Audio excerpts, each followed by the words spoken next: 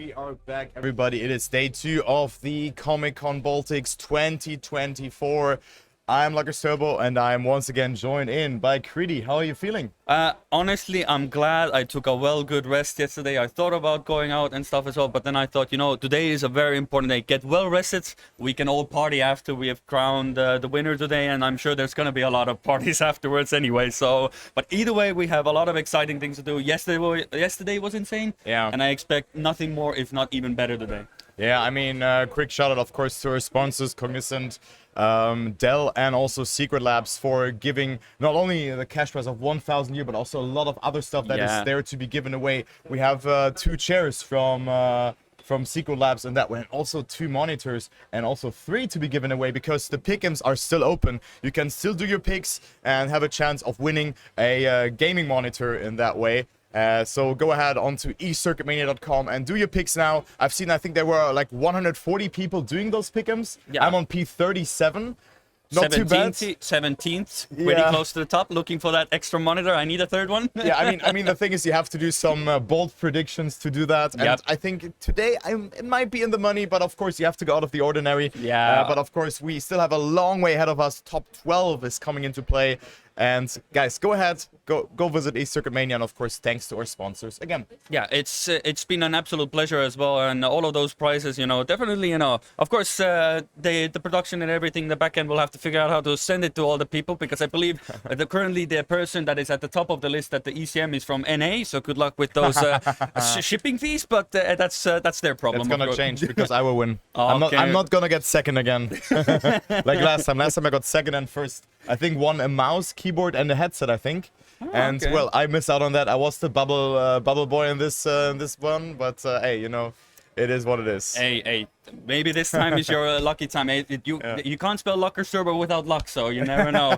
You could just get it. But honestly, it's been an absolute pleasure. But actually, we could go over what we do. We want to go a bit of a review of yesterday, or do we just jump into what matches we have today? I mean, let's first see a recap yesterday, because I think yesterday was quite interesting. And the player that I really want to focus on is Coco, who still is in day 2. And I mean, dropped all the way down into the lower brackets against Granadi and Mime. Had 2 very close rounds, and now he has his not rematch. I mean, he can knock out a certain other big member in which match he's in. He plays against Massa, Snow, and Epos. Will be a hard match, but I think if Coco, like for me, he's the mentality man. I've seen him in so many matches, and if he's in the zone, he just wins round after round. Even if he's at 40 points and just gets last every round, he's still able to win. Like, for real. He's one of the players to never count out.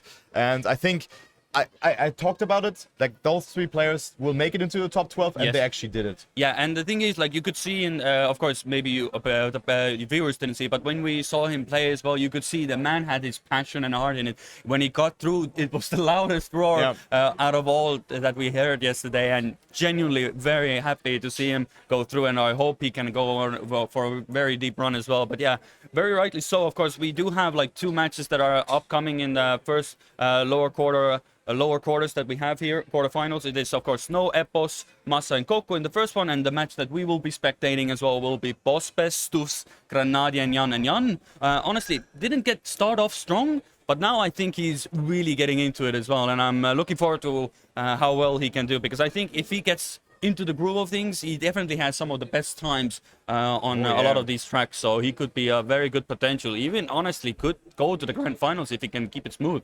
Yeah, I mean, Jan also drove a new world record yesterday on venue. Also knocking out Panda, who's someone who I actually thought would definitely make it into the top 8. So I think who actually like put Panda like on 13th to 16th in the pick'ems. You made money with that, or some good points. So Jan definitely surprised to me. It was like a 1 in 100 run, but there was everything just aligned for him. And there you can also see the overview from the 20-year-old Cam 1 driver, plays with the PF5 controller, and his favorite map is Mellow High. So I love that name, and I mean, Jan, for me, just a player that has been improving so much, and it's just so nice to seeing that he has been knocking out one of the best players out there. And of course, now he has a different task to do against Granadi again, and then Stuft as well, one of his friends, and then of course also Bospes, who's also a very unique and interesting player. I mean, we have not really seen too much from the UK lads yesterday. True, yeah. We haven't seen too much of Bospes, and also from Epos.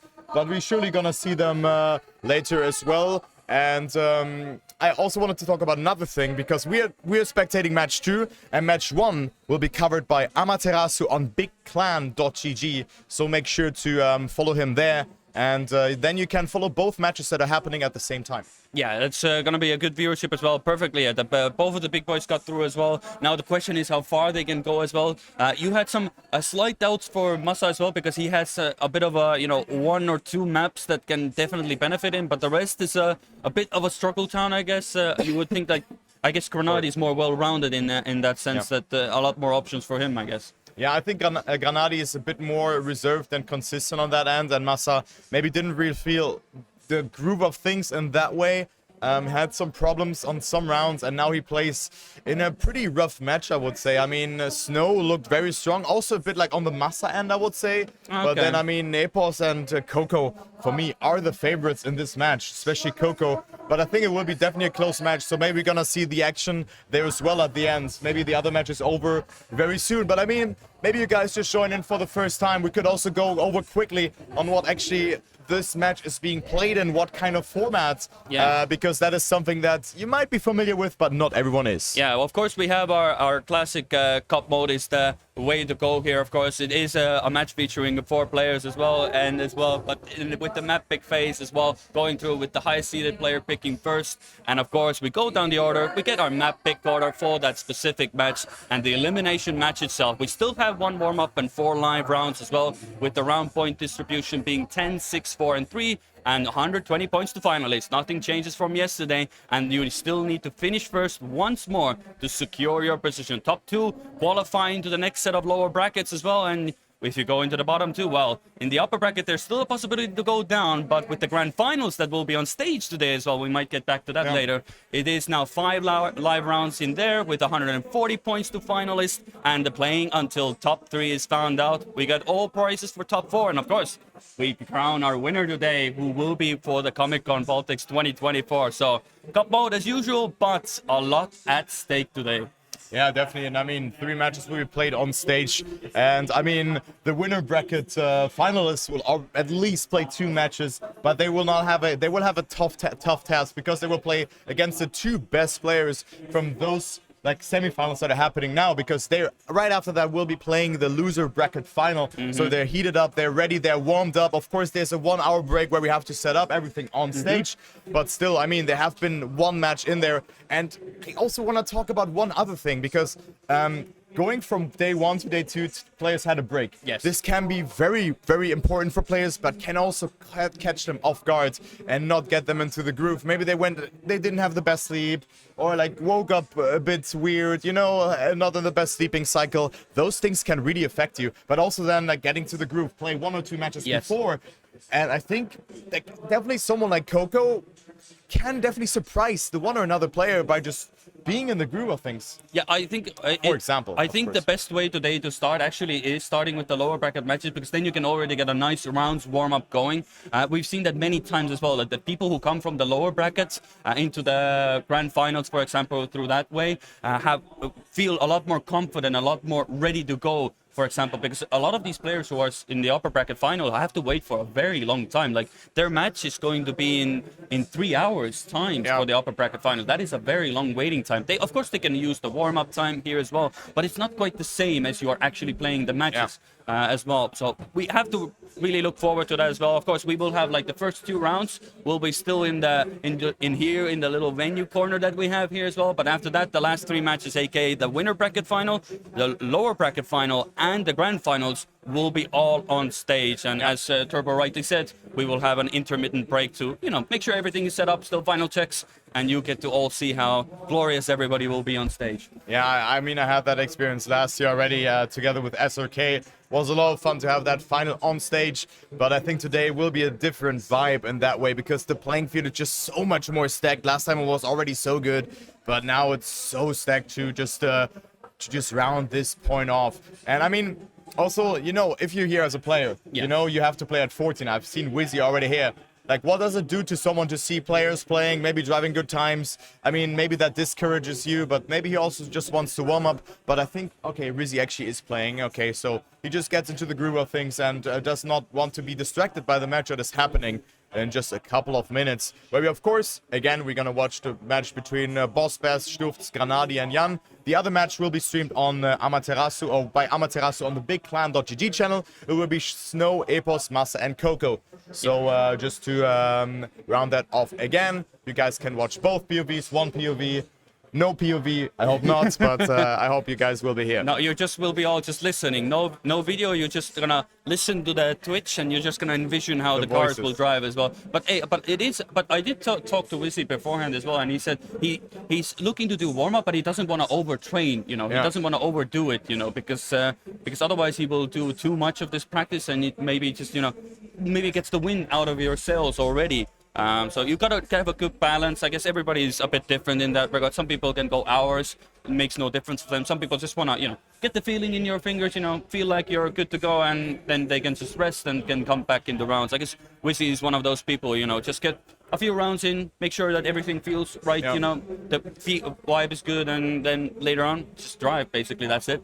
Yeah, I mean, that's it. And I mean, I talked to Jan about that as well yesterday. I talked a lot with him also about the world record, of course, that he did. Yeah.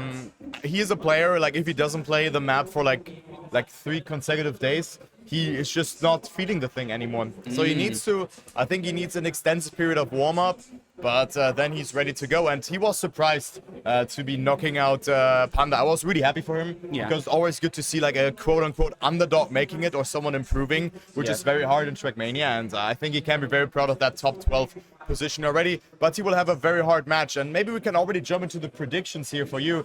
I mean, it will be a hard match. Boss Bass, we have not really seen too much from, but I do think that he will have a hard chance or hard task against Granadi and also Stufz. I think Granadi and Stufz will make it into the next round. I mean, when we look at yesterday's matches as well, like Boss Bass was actually doing rather well in general terms as well. The match that he dropped out of was against Tween, Epos, and Wizzy, so it was a very tough match, but all of them got into finalist mode as well, so there's definitely, it shows that Boss Bass, maybe somebody that I also didn't expect Boss Bass to actually make it to day 2. I thought he had strong chances to do so, but I thought that there might be, the Panda, for example, might get in the way with those things. But now with Panda out of the way, for example, I think Boss Bass has a fair shot as well, as long as he can get a clean run as well. And with all the British boys are actually still in it.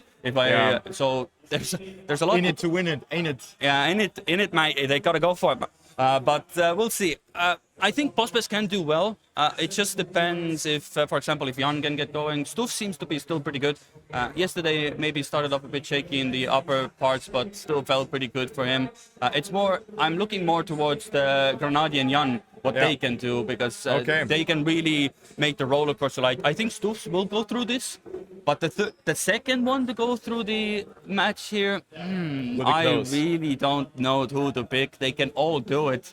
I think it really can matter what the map order as well. Honestly, it could just come down to that as well. Yeah, I think so as well. I mean, the map order is definitely important. And I mean, Boss Bass, also a very interesting player because he plays with mouse velocity. Looks a bit dank. He plays like he has his mouse like this. He steers like that. Or he like can press the left mouse button or the right mouse button to fully steer.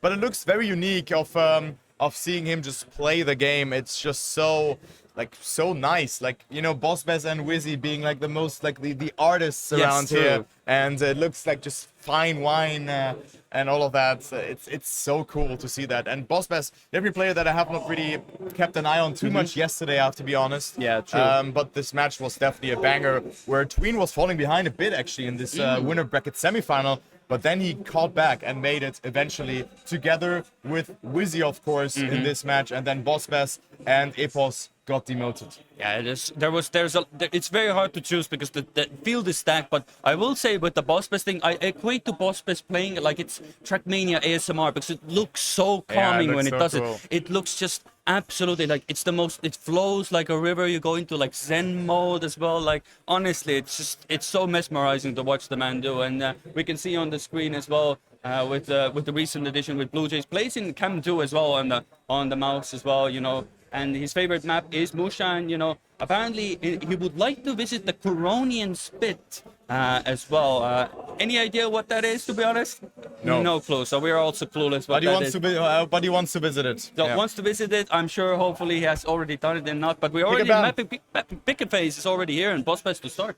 Yeah, boss best to start, taking the top seed, and I think that's something very important. I talked with the big boys, of course, about it yesterday.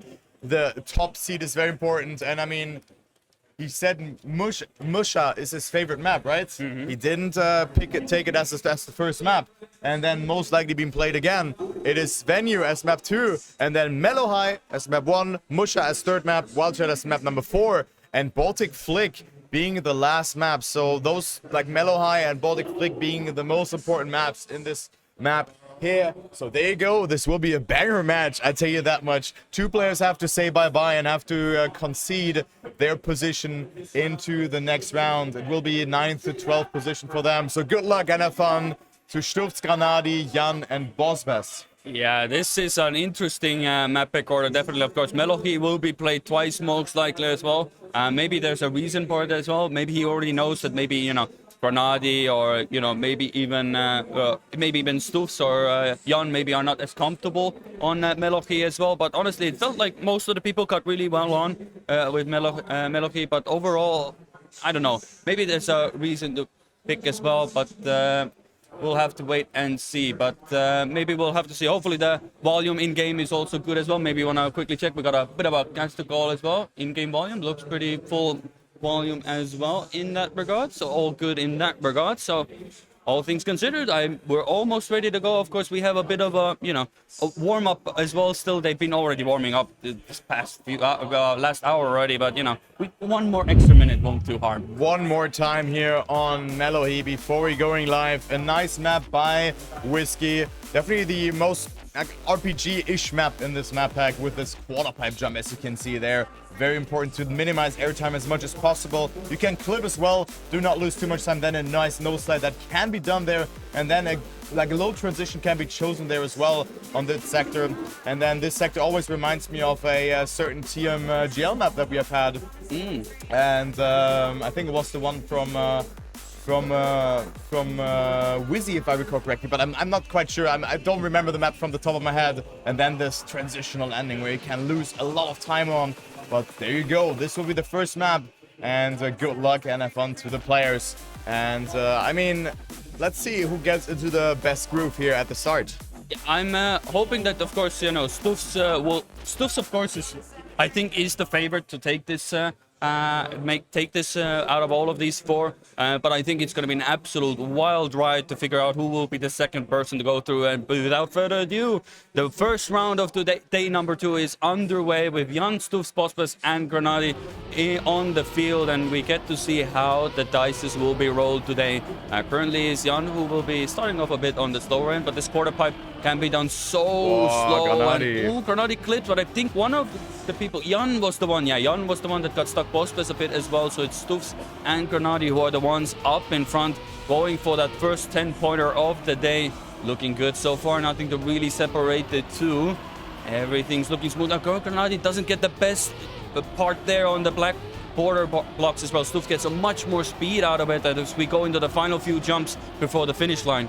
Yeah, there you go. Stufz with a lot of speed. Granadi misjudges the outside, the outside hole where he can grip on. Yeah. So he has missed that one, and Stufz fails the ending there, and Granadi overtakes. So very unusual mistake. A jump into the finish. This one is not that hard to do if you have the muscle memory. So very unusual mistake, and this already sets Granadi up nicely here with a 10 points. So very important. Also Granadi, a momentum-based player that just tries to capitalize from mistakes, and 3 individual mistakes have happened. I mean, Granadi also didn't get the best jump into the quarter pipe, but was able to stick it through, and that's what I was also talking about. Minimizing airtime there because your speed is very low in general. As you can see here, players drop all the way to 30, 40 speed, something like that, and you do not have any acceleration in general. And well, Stufz momentum in the mud in the first 2 rounds, and now it is between Granadi and Jan for that first position. Also Bospes lurks in, but Granadi's quite far ahead and could go up for a perfect start.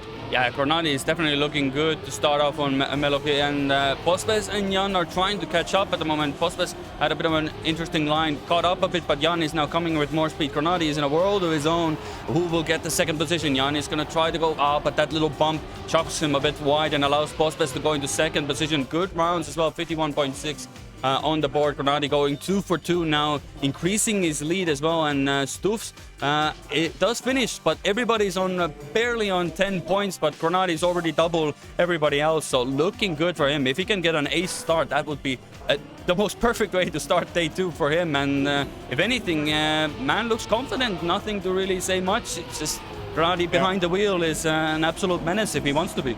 I mean, this is a perfect start for Granadi, and I think also a bit of a tendency of how the match will be looking like, because Granadi 20 points consistent, Stufs, Jan, Pospes 9, 7 and 10 points.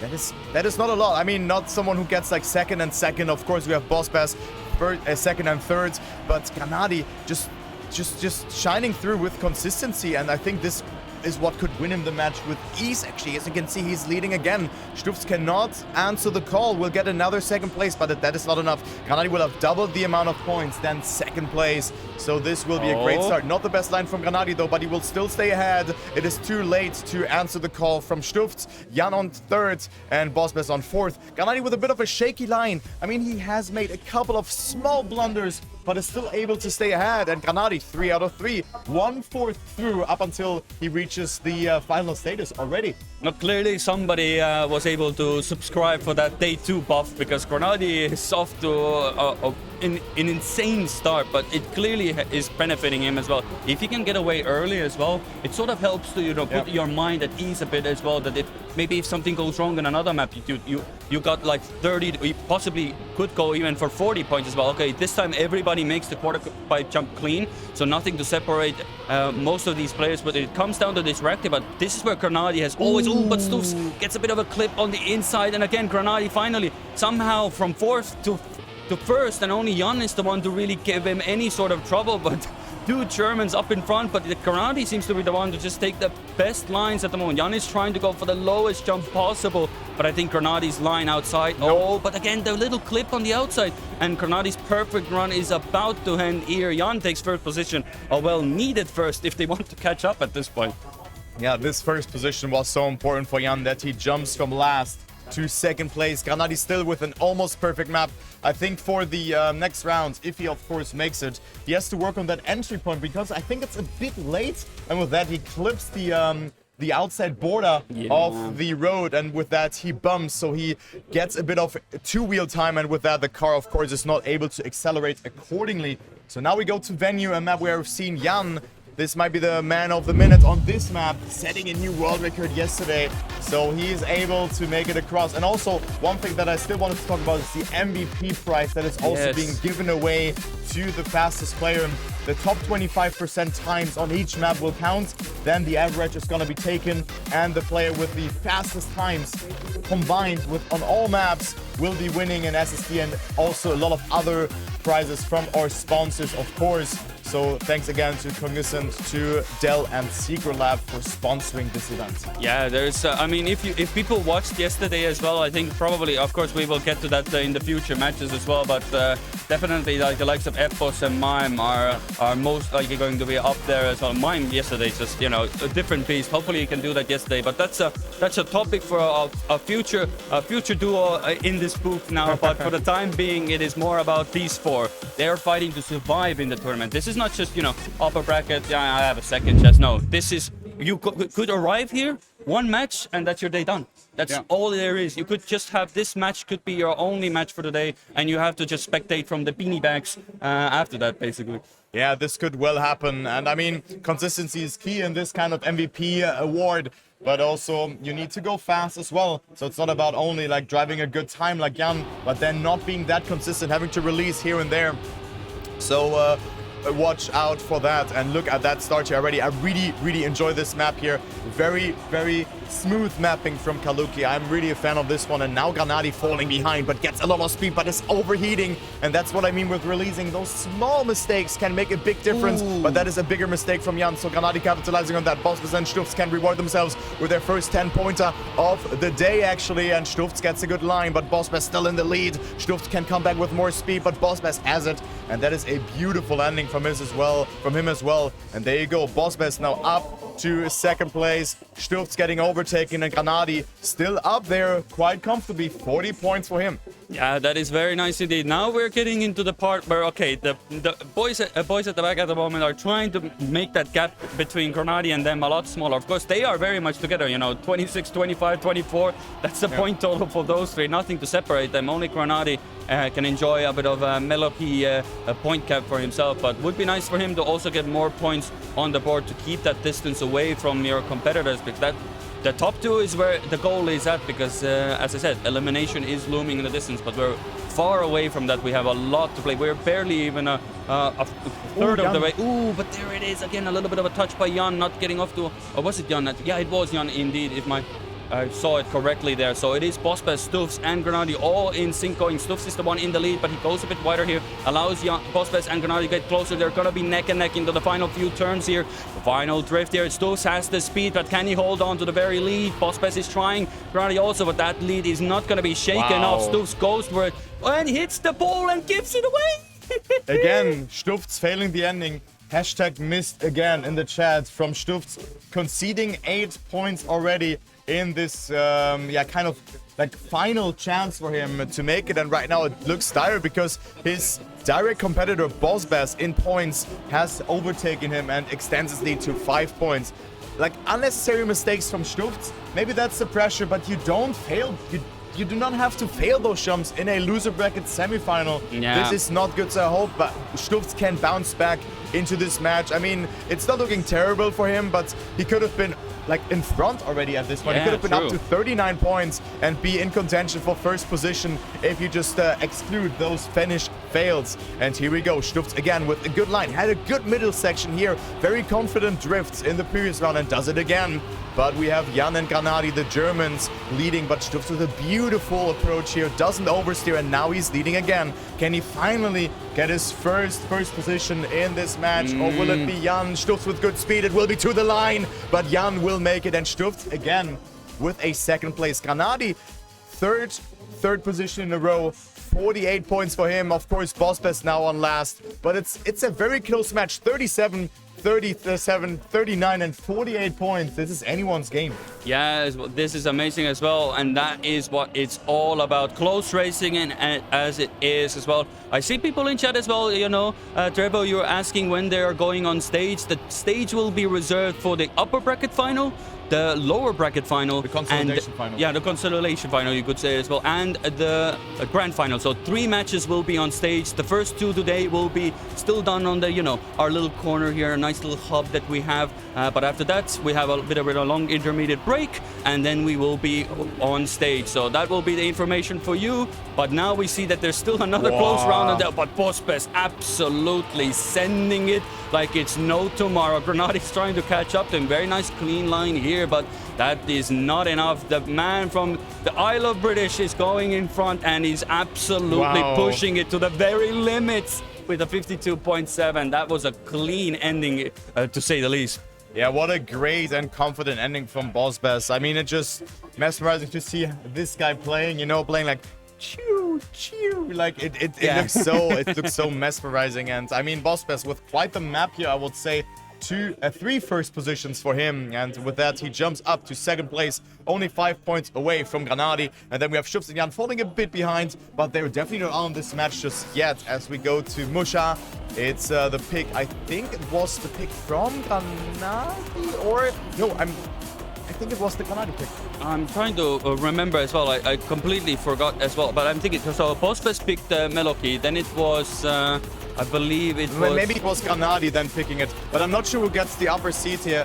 But I mean, maybe the chat always knows, so chat can tell us who has been making the 3rd and 4th pick. but I think it was Jan doing pick 4, but then we just have to fill the gaps if it was Stuft or Granadi picking this map or the previous one. Yeah, we'll have to, we'll let the Twitch chat figure it out. Granadi was picking Rocket map, it seems, yeah, so it seems that it was Granadi picking this, so it means that the other map was picked by Jan. Yeah, we're keeping an eye on you. You're basically our, the secondary production in Twitch chat as well, just if when in doubt, ask Twitch chat, right? Yeah, Twitch chat is always right. That is rule number 1 that you always have to consider. And I want to also focus here on Jan, who is of course right now on last, but went for a very interesting line on this map that we're gonna see just in the nearby the ending, where you can either go right or left side of the hole, but then you have a little bit of airtime if you choose to go for the right side, but have a slingshot happening for you for that outside dirt line and have a lot of speed. Well, it seems that this has been a jinx because Jan is already a bit behind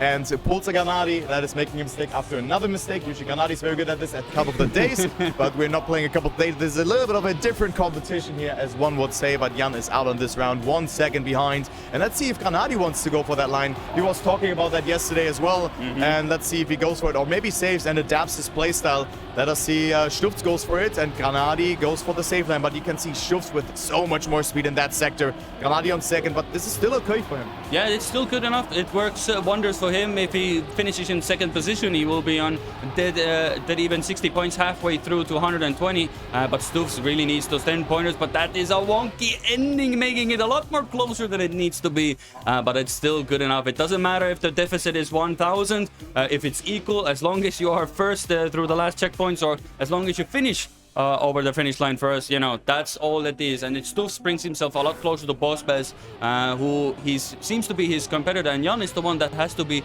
training on the back foot at the moment. But like I said, it's only barely halfway through the match, and things can turn out around rather quickly, because these all players are very much capable of going on a massive streak of wins in a row.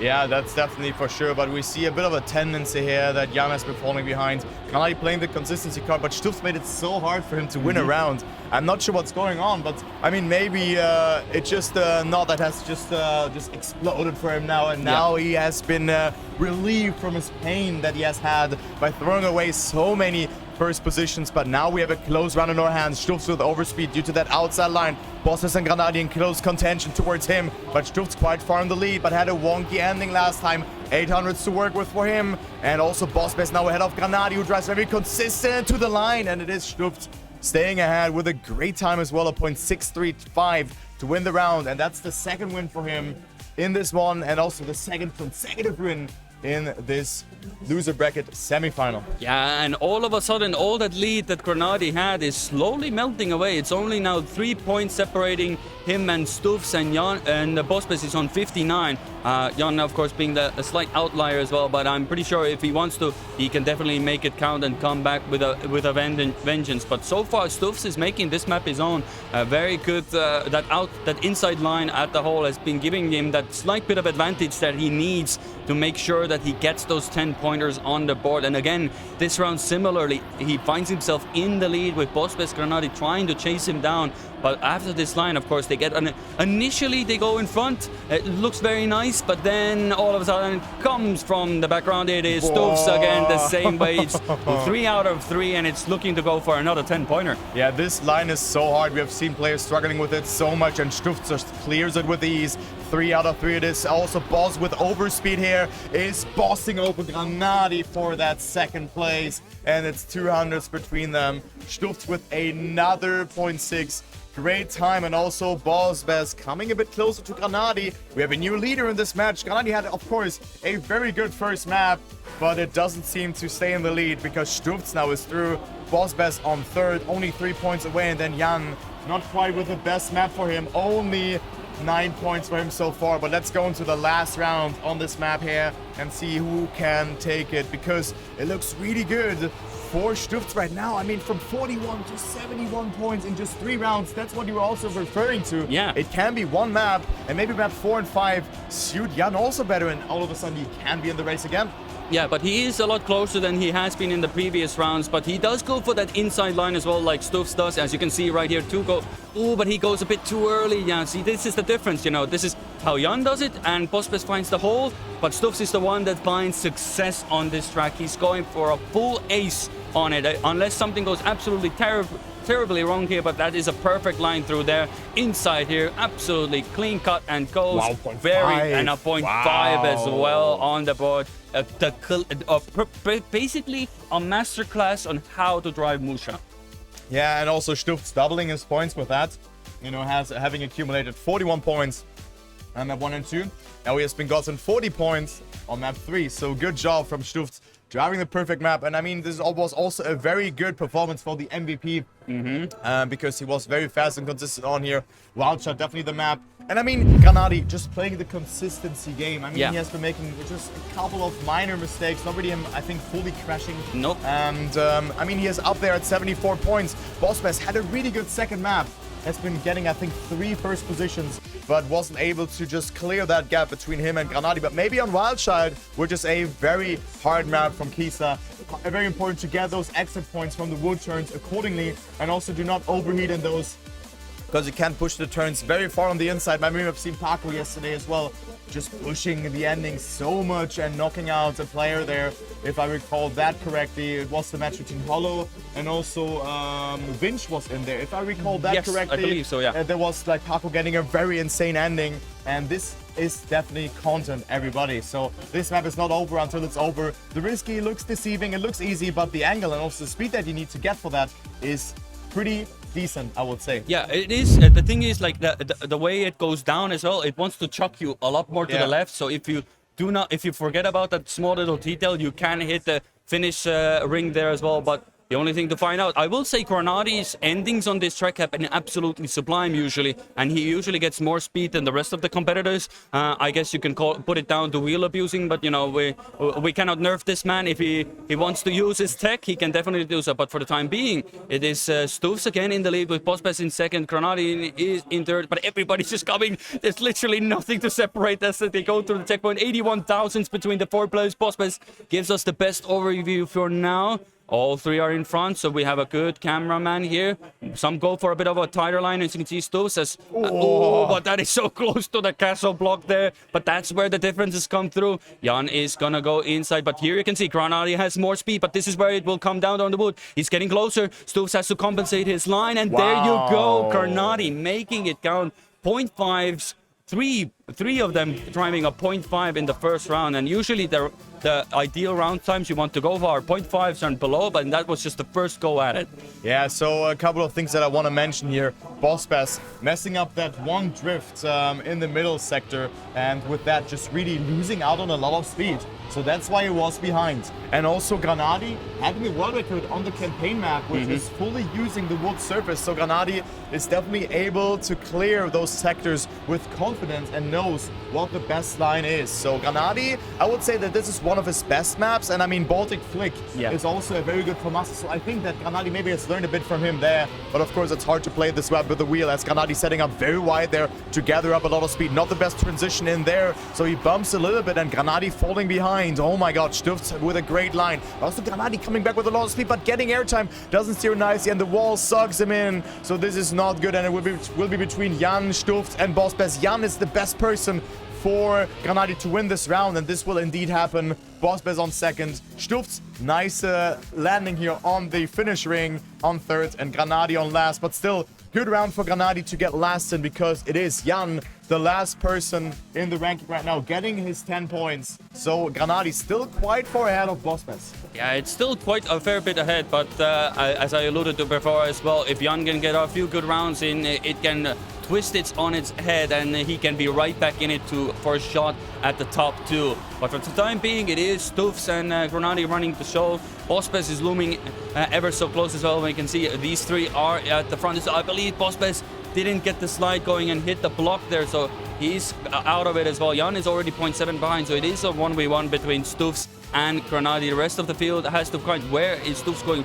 Wow, he's going for a really inside line. That is as inside as you're gonna get there. But it doesn't gain as much. If Granati gets a good drift here, he goes for the wider approach, hoping to get more speed.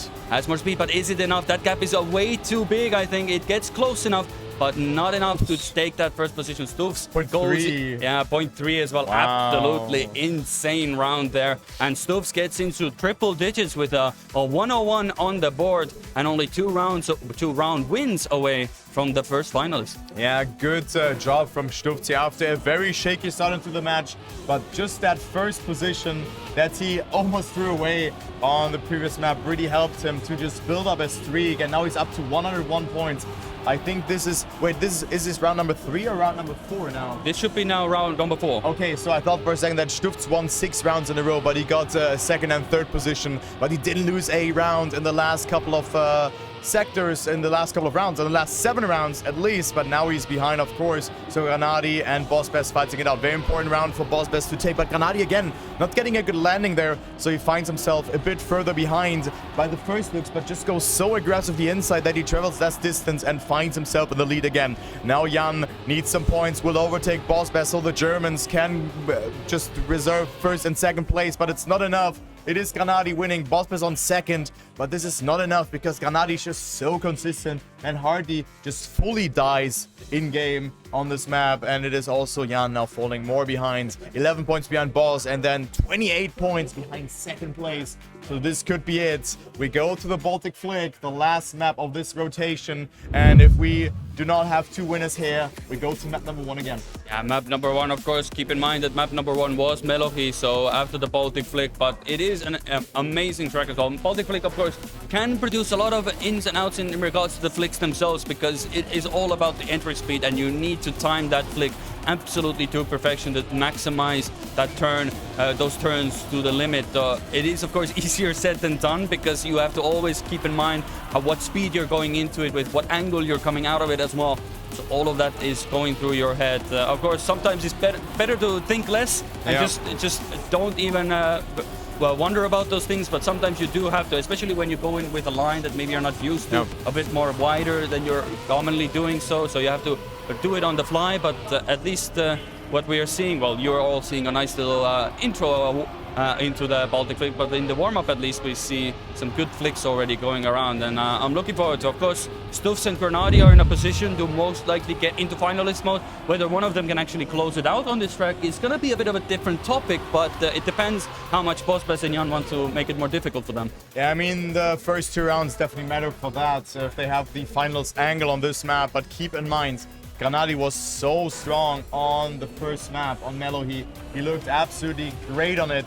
Secured 36 out of 40 possible points. Maybe Stufz will be better there. I mean, he had that angle in the first round that really kept him off or threw him off guard. So maybe this will come into play as well on the second rotation if both are not closing it out here, of course. I mean, it's safe to say that they're gonna get finalists first because Jan and BossBest are quite far behind.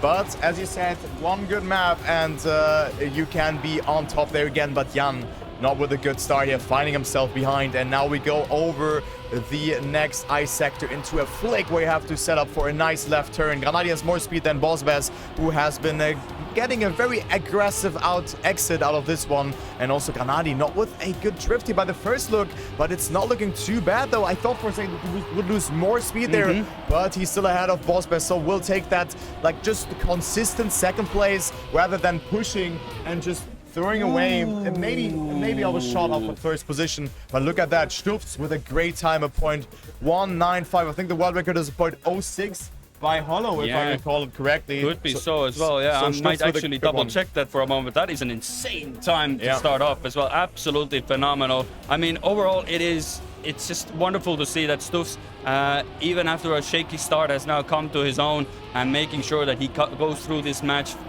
first, and he can let the others decide who's second position.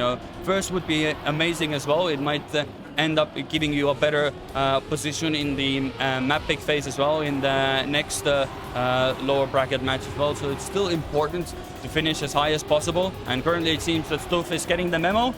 First place or nothing else for me, please, thank you. I would like that order in about a few seconds as I cross the line with another 10-pointer. Yeah, I mean, Stufz could go up into finalist mode. He only needs a second place, but now BossBest says, hello guys, I'm still here, I'm still in this match, I'm up to 90 points, and I can also reach finalists in 3 rounds if I win them. Granadi could receive the face slap with a first position, and then of course every round matters in that way, and BossBest goes for the attack. It will go to the the line. Bossbest with more speed, but it will not be enough. It is Granadi with 119 points and Stuft with 4 points only. Bossbest with a great attack, at least denying the finalist mode to Stuft. And we have no finalists whatsoever here after just 18 rounds. We have to go into round 19 and then round 20 to have our first finalist. So that means we definitely go to the first map again, because we will not get 2 winners here rewarded on this map if everything goes according to their plans. Yes, true. I mean, the only way that they don't get into finalist mode is if they both DNF.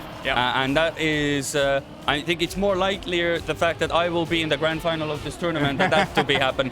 But I mean, you qualified. I technically, by the rule book, you do see my name there that I did qualify for the tournament, but clearly I cannot do both, you know. I cannot cast and play. I would have whooped someone else, definitely, so probably not. I didn't practice the map whatsoever, so I would have been absolutely in the mud, but we don't talk about that. We talk about the fact that the 2 contenders for the top 2 positions are in top 2 as well. Bossbest is trying to get closer, but it seems that this match is gonna come down to the fact that if Bossbest and Jan have their denying finalist mode pants on, because it seems that these boys are looking to go into the next set of matches with full confidence. Good time as well. Yeah, and a good time, point 2 as well. Absolutely phenomenal. Good time as well. So Granadi and Stuft in finals. Here we go. Bossbest up to 100 points. Had a really good mid part of the match, if I do say so. After, of course, everyone had a wonky map. Won because of Granadi's just masterclass in there. And then Jan and Bossbest were falling gradually behind Stuft, who just pressed B for boost and was just in the zone. And I mean, imagine this happens to you in the winner bracket final. This kind of mindset that Stuft has, right? Yes. So this is something to consider. And we see the first player going through in the next match. It is Bossbest, but let's focus on this round because Stuft has been falling behind. And Jan and Bossbest have to deny Granadi here. Stuft didn't get a good line, is quite far behind. And this will be all decided in the second part of the map. Granadi ahead. Now the eyesight and the exit, very important. Bossbest overheating a lot. They will have a very hard exit, but makes it through. And Bossbest with a beautiful line, finding himself the lead. I think everyone was just making a small mistake. The Granadi bumping. Jan and Stuft's now behind Bossbest, but Bossbest seemed to go up to 110 points himself. And all of a sudden, we have a contender on Melohi again. And Bossbest just has to survive this last part, and he will do so. It is also Jan overtaking Stuft, so both are getting an insane amount of points in this round. Yeah, that's at least the start to the long journey that they have ahead. Jan has a bit more to do, but Bossbest is 1 round away from joining Stuft and Granadi in finalist mode, and we are gonna go on to Melohi as well. And this was, of course, the pick by Bossbest as well, if my memory serves me right.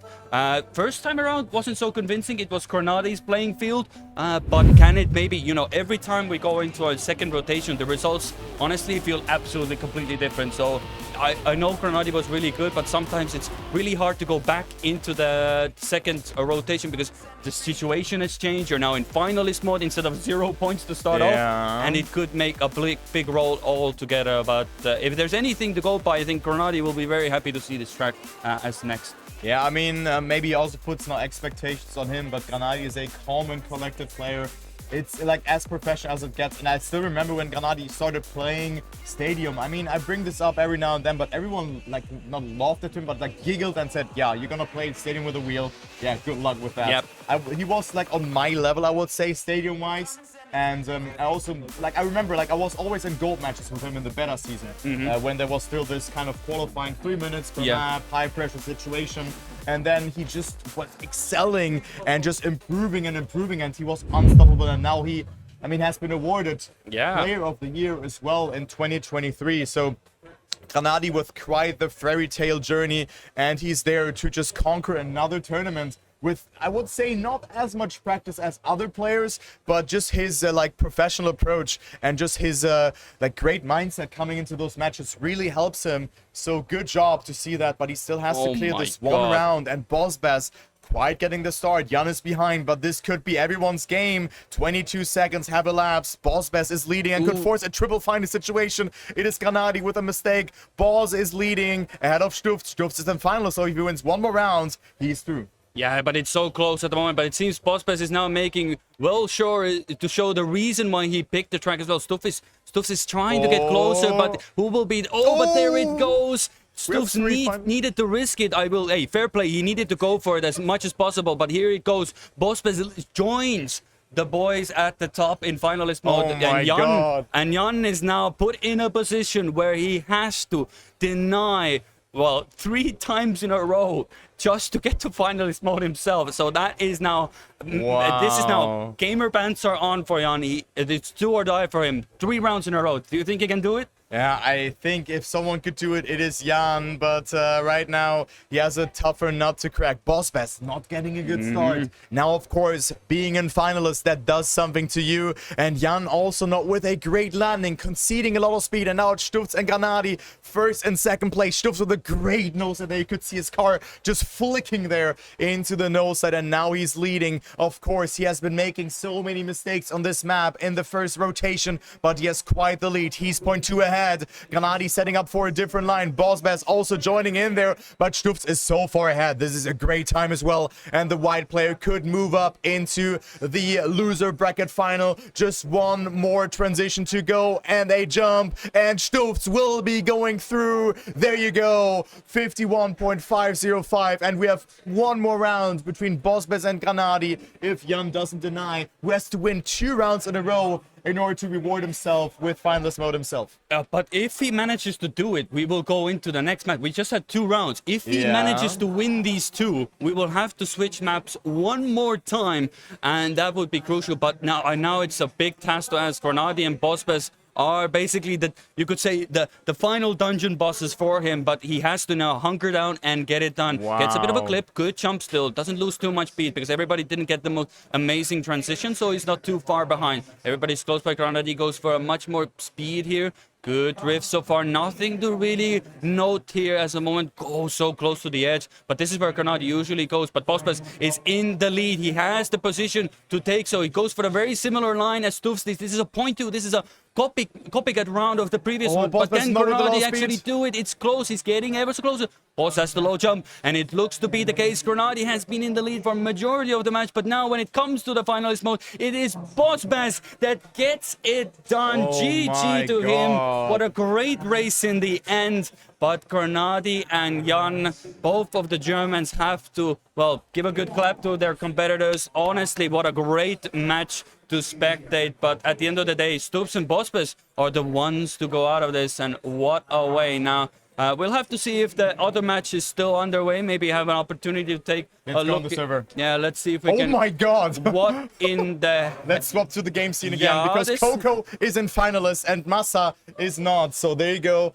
Let's see. I mean, the prediction for this match wasn't right for me. I actually wanted to go for Balls, but I was like, okay, I have to root for my German friends. But he's out. And let's see. Coco, Massa, and Snow are fighting it out. It is first position for Epos already secured, as I was alluding already to earlier. And now it is Coco versus Massa and Snow. So here we go. This could be the last round. And if Coco, of course, wins. Yeah, this is, of course, all to play for. I'm already expecting if he gets it. Oh, very high jump. Doesn't get the best transition. A lot of speed. But it is a lot of speed, but can he control it? At the moment, Massa and Snow are in a prime position to deny him and go into a triple finalist of their own here.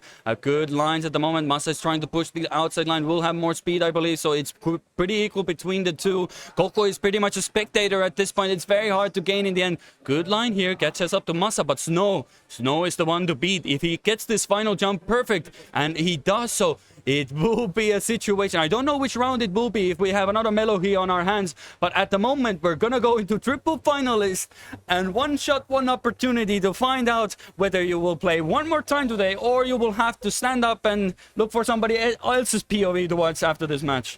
Yeah, so let's see. This is actually the map that we're going to be playing. I think so, yeah. So this is one more round. Here we go. This is do or die, triple finalist. We have seen this so often yesterday already. It's pretty unusual to see it, but we have had it so often, especially when you play with 120 point limit. Here we go. One round. This is so important. Massa getting a very, very interesting start. Flicking his car and just getting a bit of a nosedive and getting a great start. Snow and Coco are not too far behind either. And it seems like Coco dropped a bit of speed, though, in that transition. So it is between Massa and Snow now for that first position. Coco coming back with good speed. never count out Coco here for the ending. Good line from him, and he can make it happen. Snow right now leading. This is so equal here. Who's gonna take that? It's a couple of thousands between them. 500ths of a second. I mean, it is Coco leading. Coco has the speed. No, he has the speed. Faster. Oh my god, it's oh my god! God! Oh my I thought goodness! Coco had more speed, but it's Snow taking it. Coco and Massa are eliminated. Both big players dropping out. Oh and it is my god! Whoever got those predictions right, I mean, you could also play the lottery. It was so close between all of those players. I'm shocked. That Yeah, was probably the wow. most insane ending we've seen throughout the entire tournament. This is the first matches of today, Turbo. Oh my, holy moly. Badgers, guys. Trickmania Esport. What is happening? So that was it here for the first matches. Congratulations to Epos and Snow. And then we have Coco and Massa, unfortunately, getting eliminated. But I mean, we could maybe go for an interview with Bossbest, I think, who has been doing a very nice job of just qualifying against Granadi and Jan, alongside with Stufz, of course. Yeah, we even have Stufz is there as well. And maybe. also, yeah, Stufz we can also go for. So, yeah, let's go for that one. Because Stufz was yesterday complaining that we didn't interview him. And here we go. But either way, we get the shot now. Enjoy it. Yo, Stufz. Hello. Congrats. Thank you. Very shaky start into the match, I have to say. Yeah, You have to talk a bit too. gave me some flashbacks from yesterday with my match, which I was pretty nervous about. But Yeah. I think when Masha came around and I got my 4-4 wins, I was feeling pretty confident and yeah. Yeah. You made the first one very hard because you almost threw away the ending. Yeah, I know. That was pretty interesting. But I mean, after that, you just kind of like dominated the match. Granadi had a very consistent match, and then Bossbest like just was on the perfect situation, like 110 points. And I mean, Granadi winning around with 119 points. You think this kind of affected him? I'm not sure. I think because the last map was the pick from Bossbest, I think he kind of had the mental advantage going into it. So I think it's kind of unlucky that the 119, it can happen to anyone, but I think Bossbest would have won regardless. Yeah. I mean, you have your next match now, and now you're warmed up because, I mean, maybe it's an advantage for you now coming from the lower bracket, because if this had happened in the winner bracket final to you, this start, which was not that good, I mean, it would have looked a bit different, I would say. Yeah, I think having the warm-up and coming from the lower bracket can be a good thing, so I'm gonna try and use to my advantage and hope for a good result. Yeah, so great job. I mean, do you have anything else that you maybe want to point out in the match? Because, I mean, it has been a very close match all along, I would say. I think it was a sick match. Like, as well, the other match that didn't get casted. Like, rounds are so insanely close, and it's such much fun to play and also to watch, I think, for everyone. So, yeah. So you would have of course, been a bit gutted of being eliminated, right? Yeah. But I think it was everyone's game. We have so many triple final situations, and you just see how close the level is. Yeah, anyone can win, honestly. Like, the top 12, even, I was trying to do my pick'ems. I couldn't decide. It's honestly such a gamble. Yeah, I had the first positions correct in my pick'ems, so I went for you and also for Epos. But then the last two positions, I was uncertain. Should I pick Bossbest, who looked so good yesterday as well, or Granadi? And then I picked Granadi because, you know, he's I know him a bit more. So I was like, oh man, that was so gutting. But yeah, I mean, good luck to your match. Top 8 secured. And I wish you the best of luck. Thank you. That you can make it onto stage as well. Try my best. Yeah, all right. All right, let's go for the next person to interview. We see Bossbest. Hello, man. Congratulations of making it into the next round. Congrats. Nice to see it. I mean, you had also a wonky start to the match, I would say, and also not the best. Like, I mean, you had the first pick, and I think your favorite map is Musha, right? That's what it says on the sheet. Oh yeah, it's my favorite map to like play. It doesn't mean it's my best map. Okay, I see. I mean, the problem is if I pick it, Stuffed has the silly line, and like, it's a bit doomed if I have to play him on finalist there. Yeah. And Granadi's also good there, so can't really first pick it. Yeah, but I mean, I think this match just developed perfectly for you when it comes to you having 110 points at the end. You're winning around, finalists, and then, of course, Stuft's then winning it, but then you had one more shot. And, like, are you, like, very nervous in those situations? Or or is it more like excitement? No, it's just nerves. It's So just you're scared. nerves, it's just shakes. Yeah. And like the second round of Malohi on the final rotation, I got a bad gear on the transition. Yeah. And then it's also- already over. And obviously the first rotation of it awfully. Like, clipped the quarter 5 3 rounds, and then got a bad gear on the drift. Yeah, but you still did really good, I would say, in this match in general, especially on I think it was venue as well, where you I think got 3 first positions. Dude, venue is my worst map by far. I don't know what they're doing. I don't know why I can play it today. Yeah, you had good breakfast, I would say. Yeah, I haven't had breakfast. no breakfast. You're No, not a breakfast no. person. Nah. I see, but yeah, great to see that. Would you also say that it affects you to play on a LAN environment because you play with a very unique setup? Maybe you can explain that also a little bit to the viewers as well. Yeah, so taking the mouse to LAN, like obviously I need stuff with the table. I need it to be big and to the right, and that's kind of sorted out. The big problem here is that the monitors have stands, and the monitor stand goes under my mouse mat, which means that whenever I'm about here, it goes blong, blong. Yeah, so it Which wobbles a isn't- bit. Again, it wouldn't be too bad, except then I can't use my mouse in wireless mode because of the wireless interference in the arena. Which means I have to play with the cable sticking out, and the sticking out cable bongs the monitor even more. It's like bong, bong, bong. Yeah.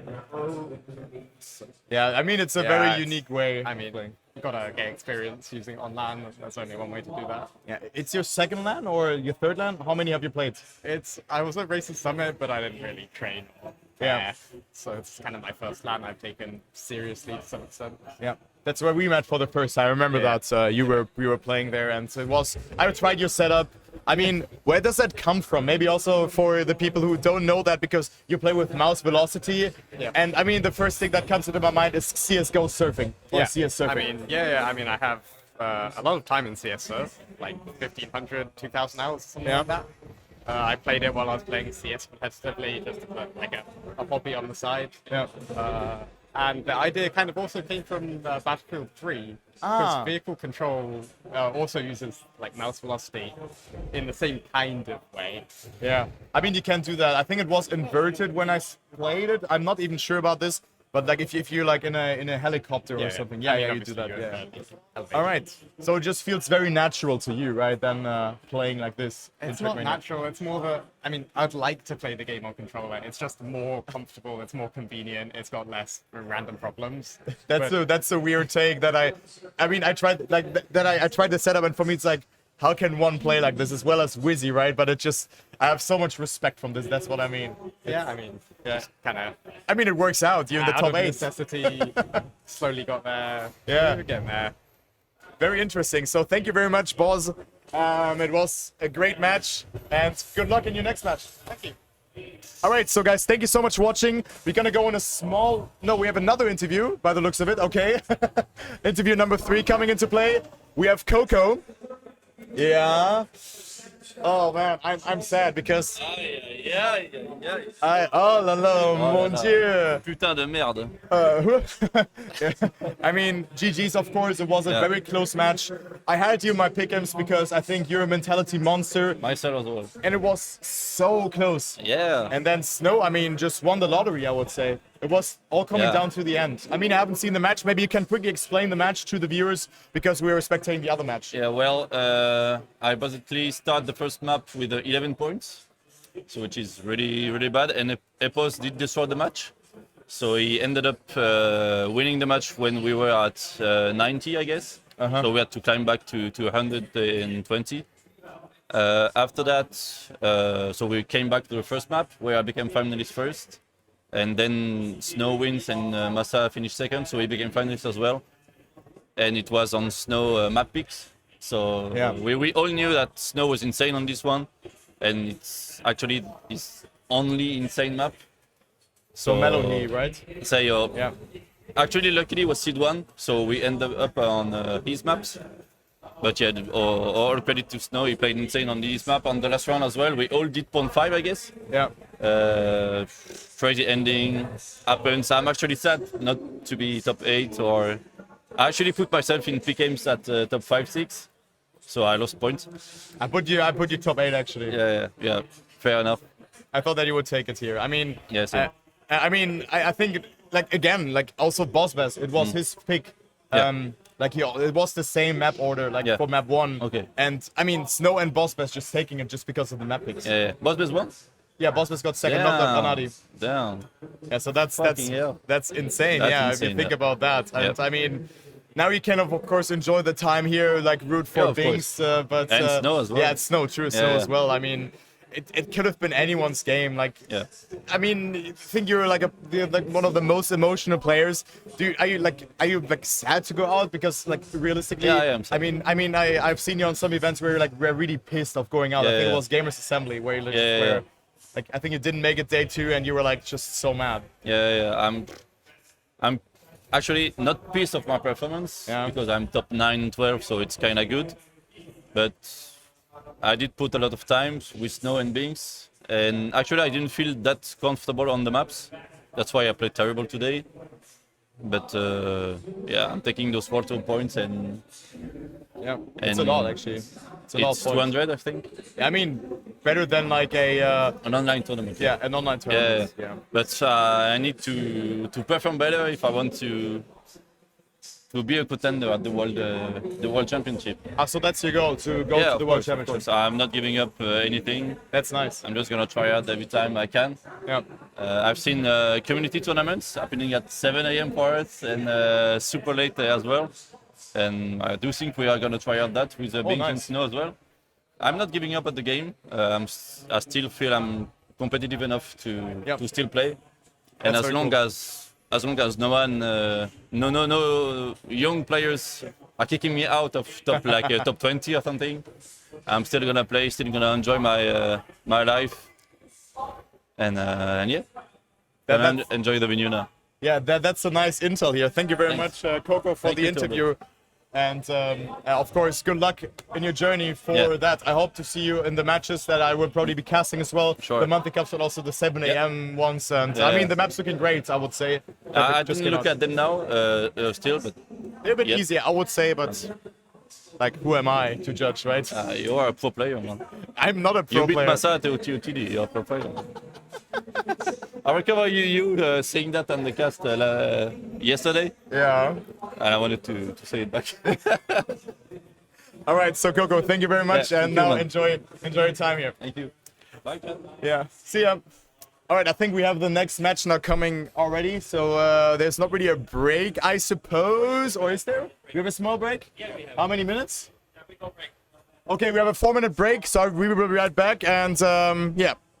See ya.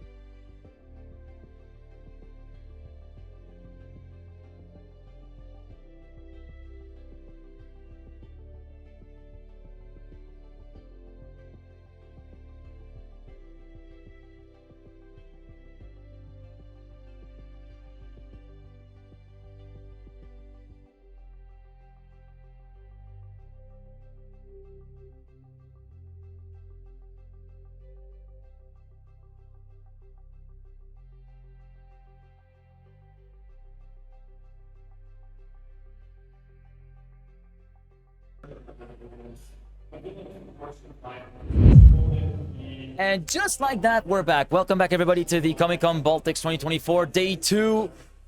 First time coming into the booth today. I've had the chance to actually take a little bit of a glimpse of the matches that you guys have covered, and also go wander a little bit around the player area to just kind of feel the aura around it, and also get to witness the player reactions, especially from Epos, which apparently screamed so hard that it made Stubbs miss an Apex. Oh yeah, I mean, I was also thinking about that when Epos got through. I was like, huh, what is happening? I got surprised as well. Yeah, it was a loud scream, but I mean, I did not think that this would affect the player, but there you go. I mean, you have been following this match that we didn't see on stream. Of course, it was Amaterasu casting it on BigClan.gg or BigClan.gg, so if you want to watch that and rewatch the match, go ahead and do it. But what was your impression of it? Like, just seeing two players from that match also now coming against Stufts and Bossbess. For me, Stutz was looking to be a little bit shaky at first. He had a little bit of trouble to settle himself into the group straight away. Like, that was the main thing. He didn't seem to have momentum going. I was talking to Balls actually on the start because I was thinking Stutz might be a bit more assertive right from the outset. And I mean, the other match, like we watched the Stufts and Bossbess match. Epos was looking very, very strong from the beginning, and actually closed out finalist status with like something like 25 to 26 points of an advantage. So yeah, Epos was looking very strong, and then it was a pretty nice even fight between Massa, Snow, and Coco, which ultimately came down to Melohi. It was pretty even pickings as well on the venue, where Massa was able to climb the gap back down to just like maybe 7 or 8 points, and then Melohi, this is where Snow really shone through. Yeah. It's supposed to be his strongest map, and he really made it work beautifully. Yeah, I mean, it was also his first pick, right, if I recall that correctly. So the map or the match has been decided both times by the pick order, and whoever picks a map first. If you could like put on this thesis, of course, because Epos also picked Melohi as well as Snow, and both closed it out there because it was map number 1, and map number 1 is usually being played again. So very important to consider that. And here we go. So with Epos, Bossbess, Snow, and Stufts fighting it out for 2 spots in the consolidation final.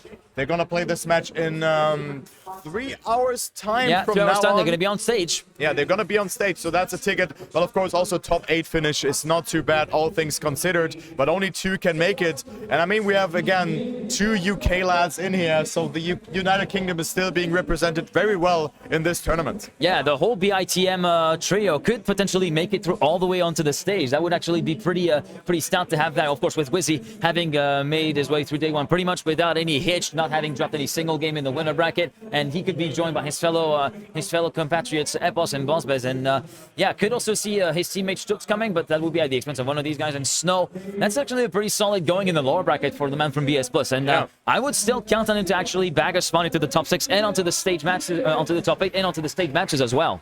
So you think that Snow's going to make it out of this match, or? Yeah, I think Snow has a solid shot. It will mainly depend on map order, the way that it actually circles back, and if he can actually extract the most of the other maps, whereas Melo, he might be like a trump card. Yeah. He might only get 1 shot at this, depending on how the seating is going to be constituted for the pick order. He might not get first dibs on calling the opening map, which might be a 6th map in the rotation in the end. So it will be dependent on how versatile he can truly be aside from Melohi. Yeah, I agree, and let's see if Melohi will be picked 1 again from the first seed. Exactly. I mean, for me, I think I have to go for the boring prediction for Stufts and Epos, who have been looking very strong, especially Stufts arriving in this match very well and just doing his job there in the end. I mean, Granadi playing consistent, but at the end was not able to close it out just yet.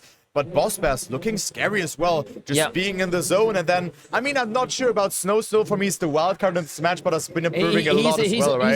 He's a strong outsider. That's the thing. The way to think about Snow is a strong outsider. Of course, I kind of have to be biased. I would like to at least keep another Frenchman in to keep Bing's company in a sort of way. But it's a tough proposition to play against the Epos, Boz, and Stufts in any day of the week. And I was talking to Boz, and Boz wasn't really feeling like Stufts could be that much of a threat before they actually played against each other. So I wonder if Buzz is still in that mindset where he feels like anything is still possible, and he could potentially try to have a word of himself. You actually got to talk to him. I couldn't exactly hear the interview because it was kind of overpowered and drowned by the rest of the...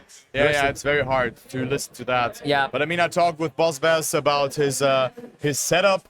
Like how he plays and how this affects him. It's his 2nd LAN. I mean, he played Racer Summit as well in Scheveningen last year, which I also attended. And just like how he like how he felt. And as we hear, we're starting with a pick and ban. Musha, now the first map, and Melohi being map number 2, which could also theoretically be played.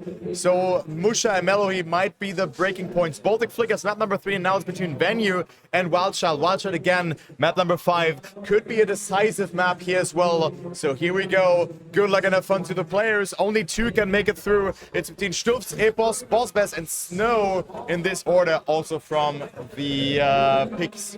Yeah, and Stutz locking Mosha. That's going to be starting off at the height of the difficulty spike on terms of the map pack. Melohi second pick, that's not too shabby. As you said, it can still be played a second time, but it will depend on how drawn out the match will be, on how often we can actually stretch out to maybe a triple or even a quadruple finalist in that sense, in order to allow that second rotation of Melohi to actually go through. The Baltic Flick will be very interesting to follow with Voz having had these troubles, of course, in the qualifier. Of course, these troubles very much forgotten to the past of 3 weeks ago. Then Snow picking Venue, that I think that might be a bit of a stopgap pick to allow Wildchild to just be left aside as like maybe just a joker map, a burner map to for everybody to kind of tank rounds and just try to regroup for the next rotation where he could have another solid shot. Yeah. I mean, as 4th seed, this is, I think, 4th. Like 3rd seed is the mudded seed, I would say. Like 4th seed, you can at least decide what is the last map in this rotation, which can then theoretically be the final map for you as well if you have a really good match. So that is something to consider. And there you go. We're gonna start off on Musha here, a map that has been giving and giving, has a very unique line as well in the ending sector, and also a lot of things that you have to consider, especially this sector right here that I was alluding to, the turn, that we have to decide if you want to go outside or inside hole. So there you go. And there you go. So let's go into the first set of rotations here on this map, and good luck to them. I go again for Epos and Stuft in this match.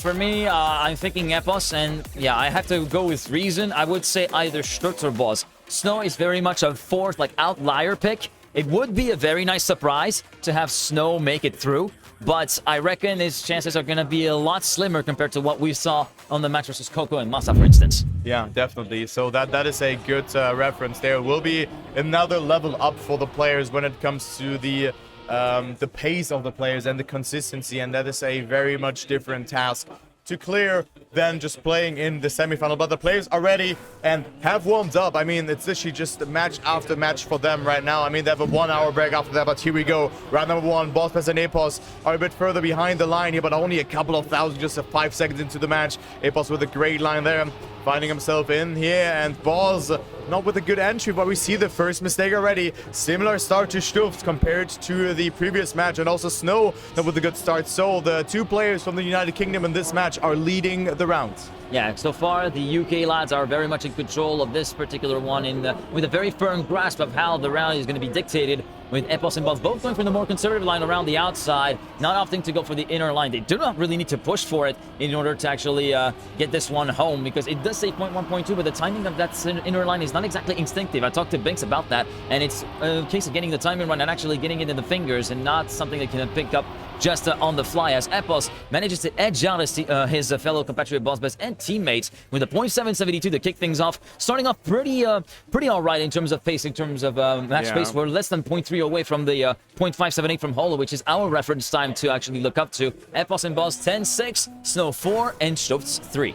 Yeah, so there you go, Epos with a great start. Of course, I mean, I was changing the pick'em so often for Epos because he had severe problems with this controller. I put him in 25th to 32nd at some points because his controller didn't work. And if you then have to play with a different controller, you are absolutely in the mud and completely miss the entry and exit points. But Bossbest and Epos in particular from the United Kingdom looking very strong. So good to see that Epos was bouncing back and finding himself in a top 8 spot, because, I mean, he's a grinder, right? He puts a lot of effort into those maps, and it really shows. Beautiful apex there as well, not going for the outside, and where Stufts goes for it. Let's see if it works out for him. Has a lot of speed, hard to control that one here, but look at that beauty here from Stufts. Stuff's right back into the battle for that first position. It is Epos and Bossbest not slowing down. Stuff with a great line though, coming back and finding himself in there, but Bossbest with a lot of speed. Stuff's going inside to the line. It is Epos winning another round, but only 500 ahead of Bossbest, and Stuff just sandwiching in between them.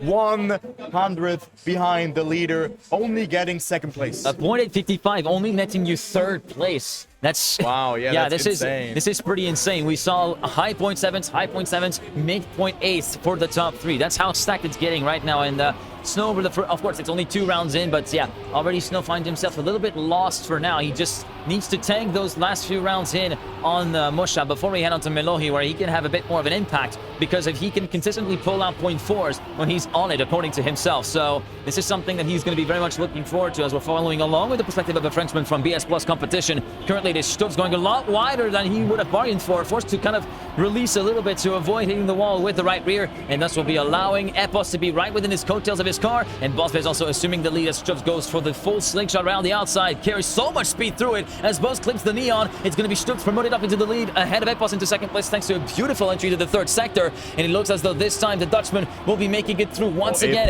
to actually make it a 10-pointer. Epos coming back very thick and fast. It's not enough. He had the run, but the run ended just at the entry into the plastic part, struck off way too much speed, and that was enough to actually reach a point of equilibrium for Stutz to guarantee that 17-millisecond advantage goes to him.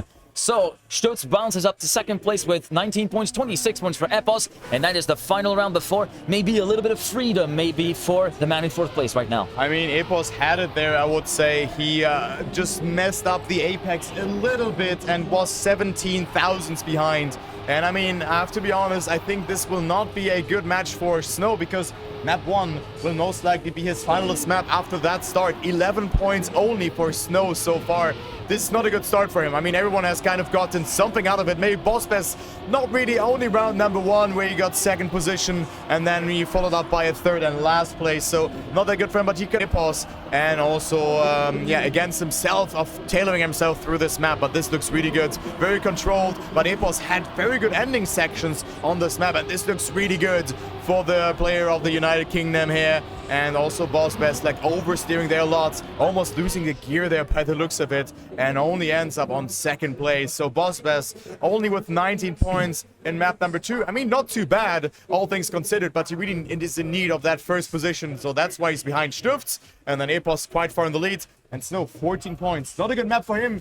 And if the map continues like that, or the match continues like this, I think he will not have a shot of making it. I mean, we gotta do a little bit of an accounting of the points there, because it was a Stutz pick, I think it was map 1 on Musha, yeah. And it was Epos that made the most of it. 36 out of 40 points. This is a very, very solid haul for the man from Blue Jays. And mind you, if you looked at the times, that last round was a .622, courtesy of Epos. So yeah, might only be 6 points for Bossbest, but you're gonna, when you follow a teammate as fast as Epos, you can only do so much, as we're gonna be heading onto Melohi next. And yeah, this is the map where Snow does need to go for as much points as possible. At the very least, 36. At the very least, 35 points collected, 36 or 40 points if he wants to get back on track, really, because he might only get a single shot at this, all things considered, if you consider the momentum that that the match has been kind of headed towards, the sort of trends that are starting to set aside, where Stutz and Epos are looking to be a little bit more on the having the upper hand compared to Bossbest, which is just trying to follow pretty closely, and Snow, which is basically just hanging on for dear life.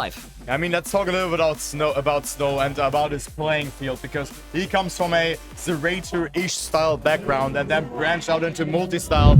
Has been getting quite the season together with his teammate back then. So he played for BS Plus, and for me, this was the duo who was improving the most, and Snow is really showing that. So great to see that he also plays here, but I think 30 plus points is really the incentive for Snow to go in this kind of, like, it's his style. It's literally his home ground. Yes. And let's see if he can make it happen. I mean, Snow right now in that last 14 points out of 12 points being the minimum. And this is already a huge round for him to definitely take at least 6 points. All right, here we go then. Sector number 1 done and dusted. Will be Bossbest heading into the lead, but a nice hairpin there on the downhill from Snow to move up into second place. Stutz getting a really solid amount of grip onto the reactor ring part. Snow looking a little bit slow on the uptake before entering into sector number 3. Will be battling for third versus Epos. Can he actually turn trying to salvage this in the RPG section, though. That's going to be the main key thing. Balls and Stuff still first and second, still within close proximity of each other. Epos trying to make it interesting, and we'll be overtaking Snow for third position. And we're starting off, we're starting very strong with a .352. Imagine that. We were driving 0.5, 0.6 consistently in terms of like match pace there. Now you do that, you're last.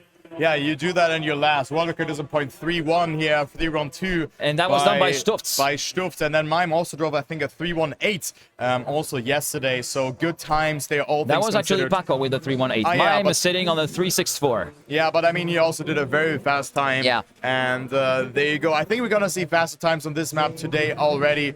And let's go into the next round. Stufts and Bossbest tied for second place. And I mean, Bossbest has been closing it out here against Granadi on this map. Keep that in mind. And it was also his first pick. So Boss has been very strong on this map. And it looks like it will pay its dividends here as Stufts finds himself in the lead. I was talking about him, like favorite map and best map. There's a difference in that. And I was like, yeah, that's correct. Good approach from you. And his favorite map is not this one. It is Musha. So it's interesting to see that. And now Stufts drives another banger, 3-5-1. We are just getting faster and into the realm of a new world record. Stufts up to 39 points now with that. Epos, not quite the map for him, 43 points. Stufts coming dangerously close, and also Bossbest only 8 points away. Snow, 21 points, dead last right now. Yeah, not exactly looking good right now for the Frenchman from BS Plus competition. And yeah, Stufts deciding to turn up the wick a little, and it's a very strange. It's a very kind of strange case where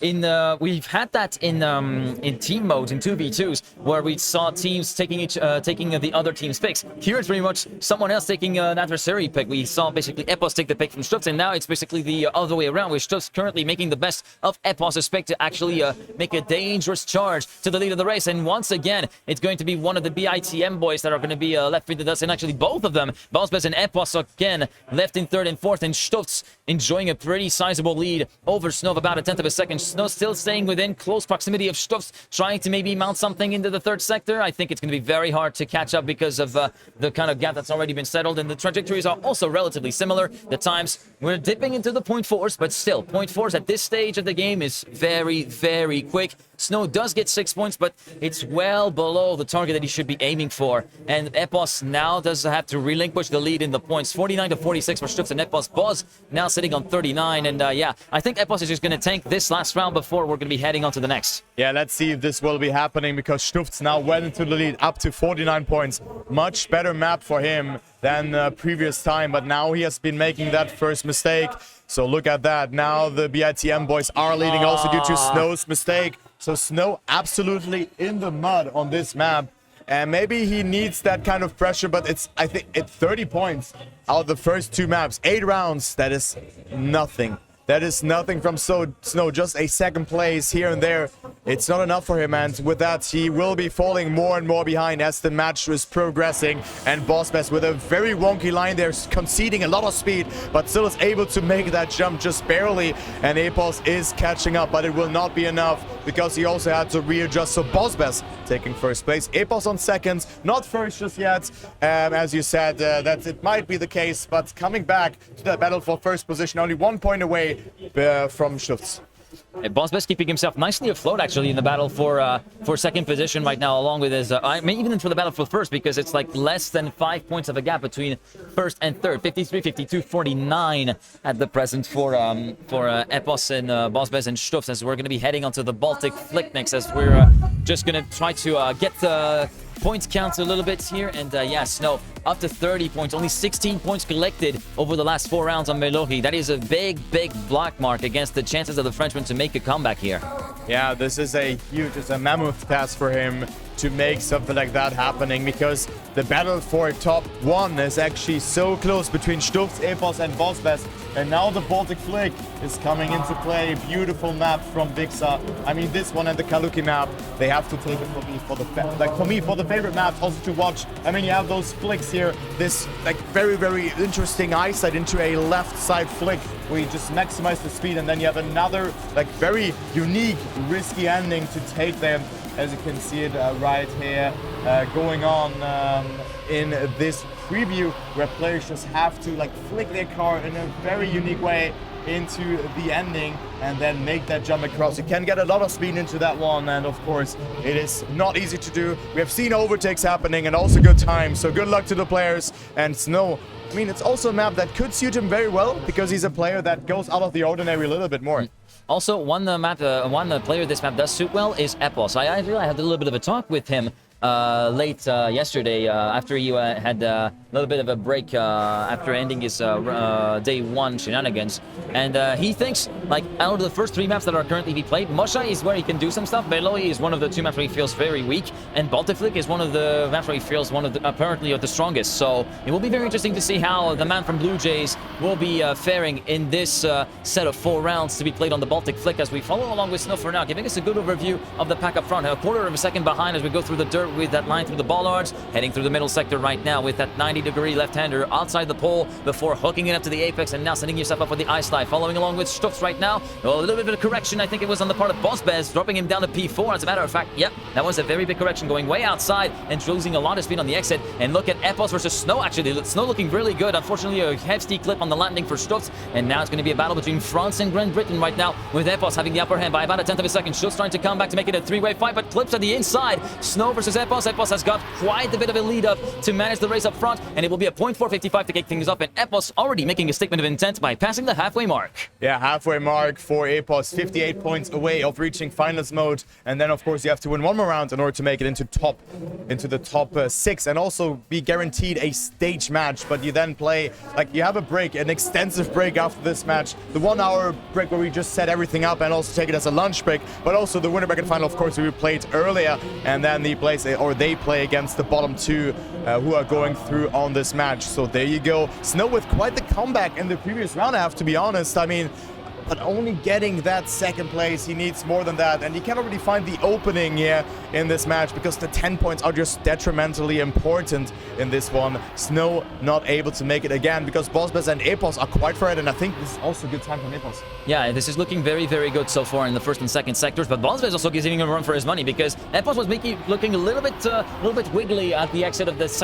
ice slide there with the first flick of the map, so he's gonna have to battle tooth and nail with his own teammates to try and get that 1st place on the board once again and try to assert his lead over the competition here in this semi-final in the lower bracket. It looks as though he will be heading that way once again. Bossbez avoiding the outside wall, which he's all too familiar with from a qualifier, and great time, good innings. A 0.221 from Epos, followed by a 0.375 for Bossbez. Snow in 3rd, not really able to do anything about that. Yeah, Snow was able to keep himself within close proximity in round 1, but yeah, not able to really have any significant impact. Also, given that the dynamic is that for now he's not part of that little bubble 2nd, 3rd where the gaps are close, and he's not really looking for the Scarecrow to actually pull away and kind of leave the match immediately. He wants to have another shot at actually grabbing some points, whereas he completely boogered up the lineup into the first ice slide there and was forced to relinquish any hope of big points once again. It's looking like slowly but surely the end of the road for Snow. I know it might be very early to say that, but it surely looks headed that way. It already looked very, very grim for him on map number 1, I'll be honest, and Epos has been fighting this round, this penultimate sector in the previous round and still drove a 0.2, but Stuft, yeah, I'm not sure on what time he's on right now, but he's 0.4 out of his opponents. Maybe this bit of a bit deceiving because Epos didn't get the most perfect start, but Stuft's definitely on a run here. I'm by guessing the looks 0.2. of it. Let's take a look. I think it will be a 1.85 if I had to guess, and it will be a 0.3. Okay, it's a bit deceiving because I think Epos and Bossbez didn't get the best lines across. So Epos with 26 out of 30 possible points on this 3rd map, and he goes up to 78 points. Stuft 69, a bit clear of Bossbez, who has been falling a bit behind, but I mean 6 points is nothing. Only Snow not really playing a role for that 3rd or even 2nd place battle. Yeah, right now kind of like filling in the role of grit filling there for Snow. Of course, it might be a little bit harsh to say that because and I know that I've put it in context that we're down to the top 12. This is pretty much just a fight for survival all the way until the bitter end here in this second day of the Comic-Con Baltics Trackmania tournament. But yeah, Snow might be pushing a little bit against a glass ceiling in sorts of how much he can push to try and keep up the pace, as we do see Epos unfortunately going a little bit too tight around the outside of the pole before the ice slide, so he will be demoted down to P4. Bosbez looking very, very shaky at the exit, and this time Snow having a little bit of a resurgence thanks to the trials and tribulations of those from the BITM crowd, and currently trying to follow along the coattails of Stutz's car at the moment, heading into the final few corners. We're looking curious to see what the time will be. I think it will be 0.4, 0.5 as Boss kind of comes back in the frame, as we do see Snow making a little bit of a comeback there from Stutz. 0.450, okay, so it was right there within the butter zone, so 84 milliseconds behind. But again, just that 10-pointer is still so elusive for him. Yeah, very important 10 points for him, and it seems like Stuff just has its moments where he's just unstoppable and unstoppable forwards and just getting so many points in those rounds. I mean, first 2 rounds have been won by Epos and the last 2 rounds have been won by Stuff, and this is just a very good opportunity for him. And now we're gonna go to Venue as our fourth map, by Kaluki. So Epos and Stutz quite close to each other. Bosbez falling a bit further behind, and then Snow not playing any role in this match whatsoever. I think didn't get any 10 pointers so far, only second places. I mean, Stutz and everyone else was really struggling, and with that penultimate flick on the dirt with his exit there to the left turn. Yeah. So it is not that easy to do, but I mean, this map might suit them a bit better because, I mean, we also have, it's a bit more straightforward, and you do not have to do any dirt zoops, dirt flicks here. Of course, there's some ice that's here and there on the previous map, but here you just have sheer, I would say it's a speed tech map. Yeah, it's a lot more conventional compared to the rest of the map pack that we've seen for sure.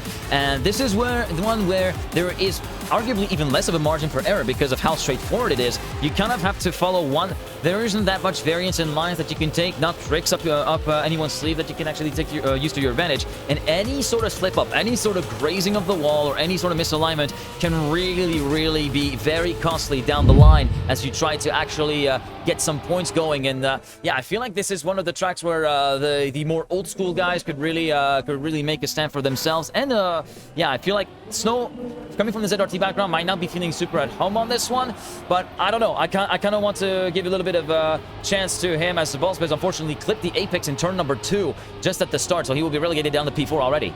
Yeah, I would have loved to see Coco in this match. I mean, yeah, of course, I think Coco's definitely very good on this match. On this map in particular, because he has been playing a lot of tech competitions in the past, but also having a zero-rated background, just trying out this competition as well.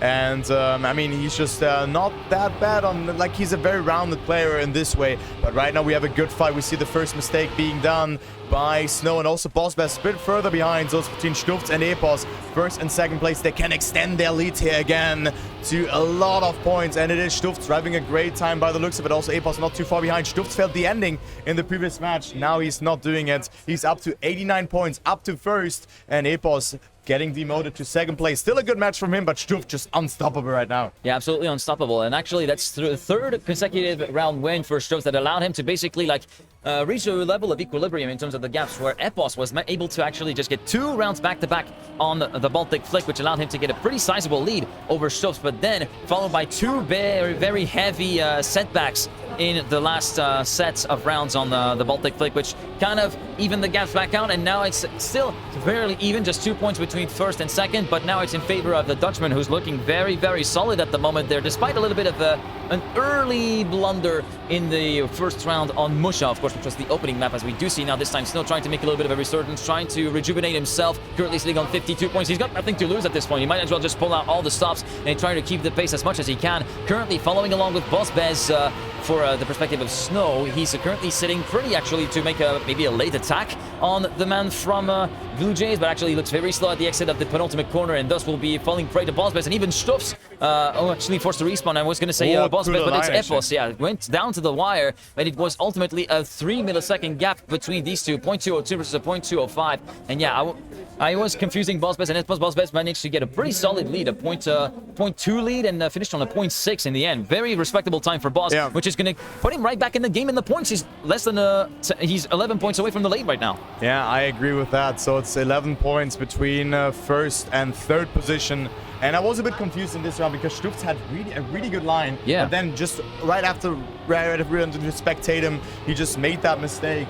So it was a bit deceiving also for that second place battle. Might have actually went a bit too wide and grazed the wall in the final corner. But he had a lot of speed, so I thought that he would overtake both of them. This would have like been a very good potential, like it was potentially a very good opportunity for him, but it didn't work out. And now we go into the next round, whereas Epos can move up to the triple-digit point mark. He can surpass it.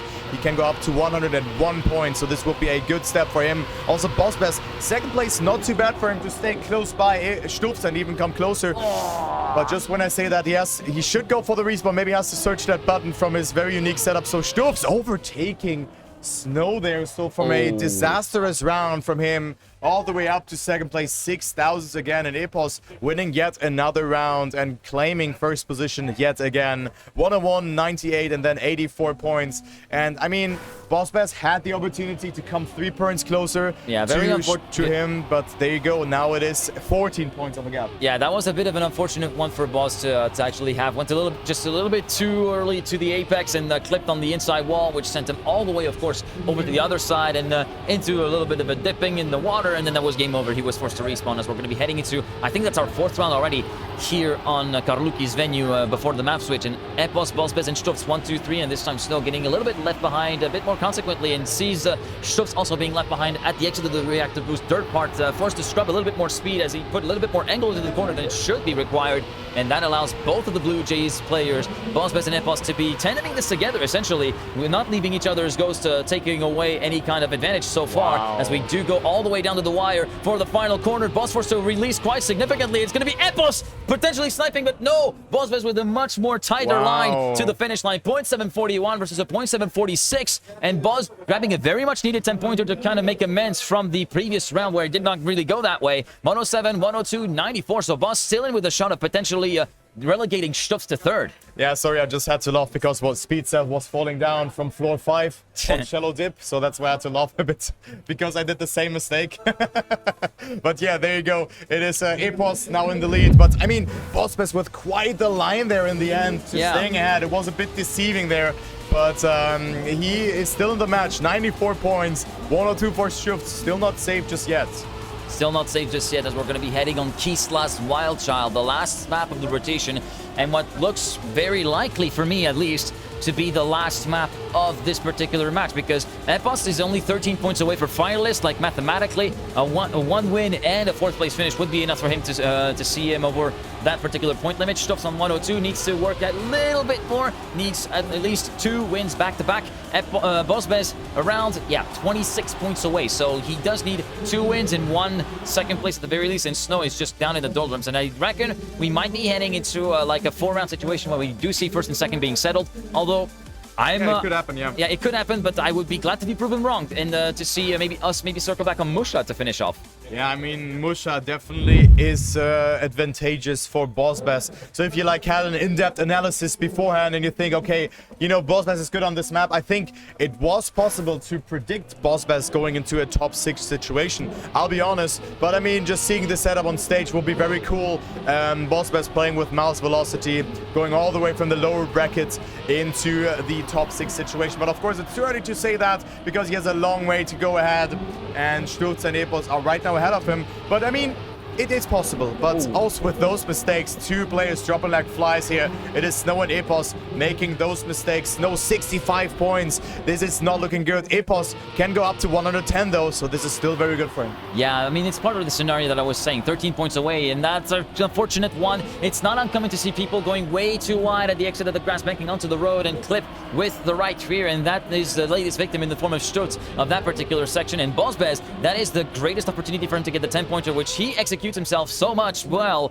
0.585 at the end, 7/10 clear of Stutz in 2nd place. Snow in 3rd, Epos down in 4th, but Epos is still part of the game plan, but now he does need to take a win. And yeah, the exit at checkpoint number 5, the double right-hander that comes afterwards with that very tight line on the second part where you do have to graze, kind of avoid grazing the wall by a couple pixels on the exit, that has been doing a lot of damage. And case in point, the latest amount of damage that it's done, it's 2 players right in the same sequence of corners in the previous round. I mean, this is a very important sector because you have a long full speed speed section coming up after. Yeah. You want to maximize the speed. So the turn that Geek was talking about is this one right here. It is so important to just get as much speed as possible around that turn and make it happen. And I mean, then setting up for the last part then as well. So like a nice reference, and also Stuft's clipping there on the inside. Yeah. So making a small mistake, and it is Epos now going up into the lead with a very aggressive line. If he gets first, he will promote into finals, but also Bossbaz in close contention to Stuft. It's only 4 points between them. Bossbaz would love to take a couple of points here, but look at Stuft's line. It will go to the line. Who's gonna take that? Bossbaz also in the mix. It is Epos staying ahead. Stuft 7,000 away, and Bossbaz,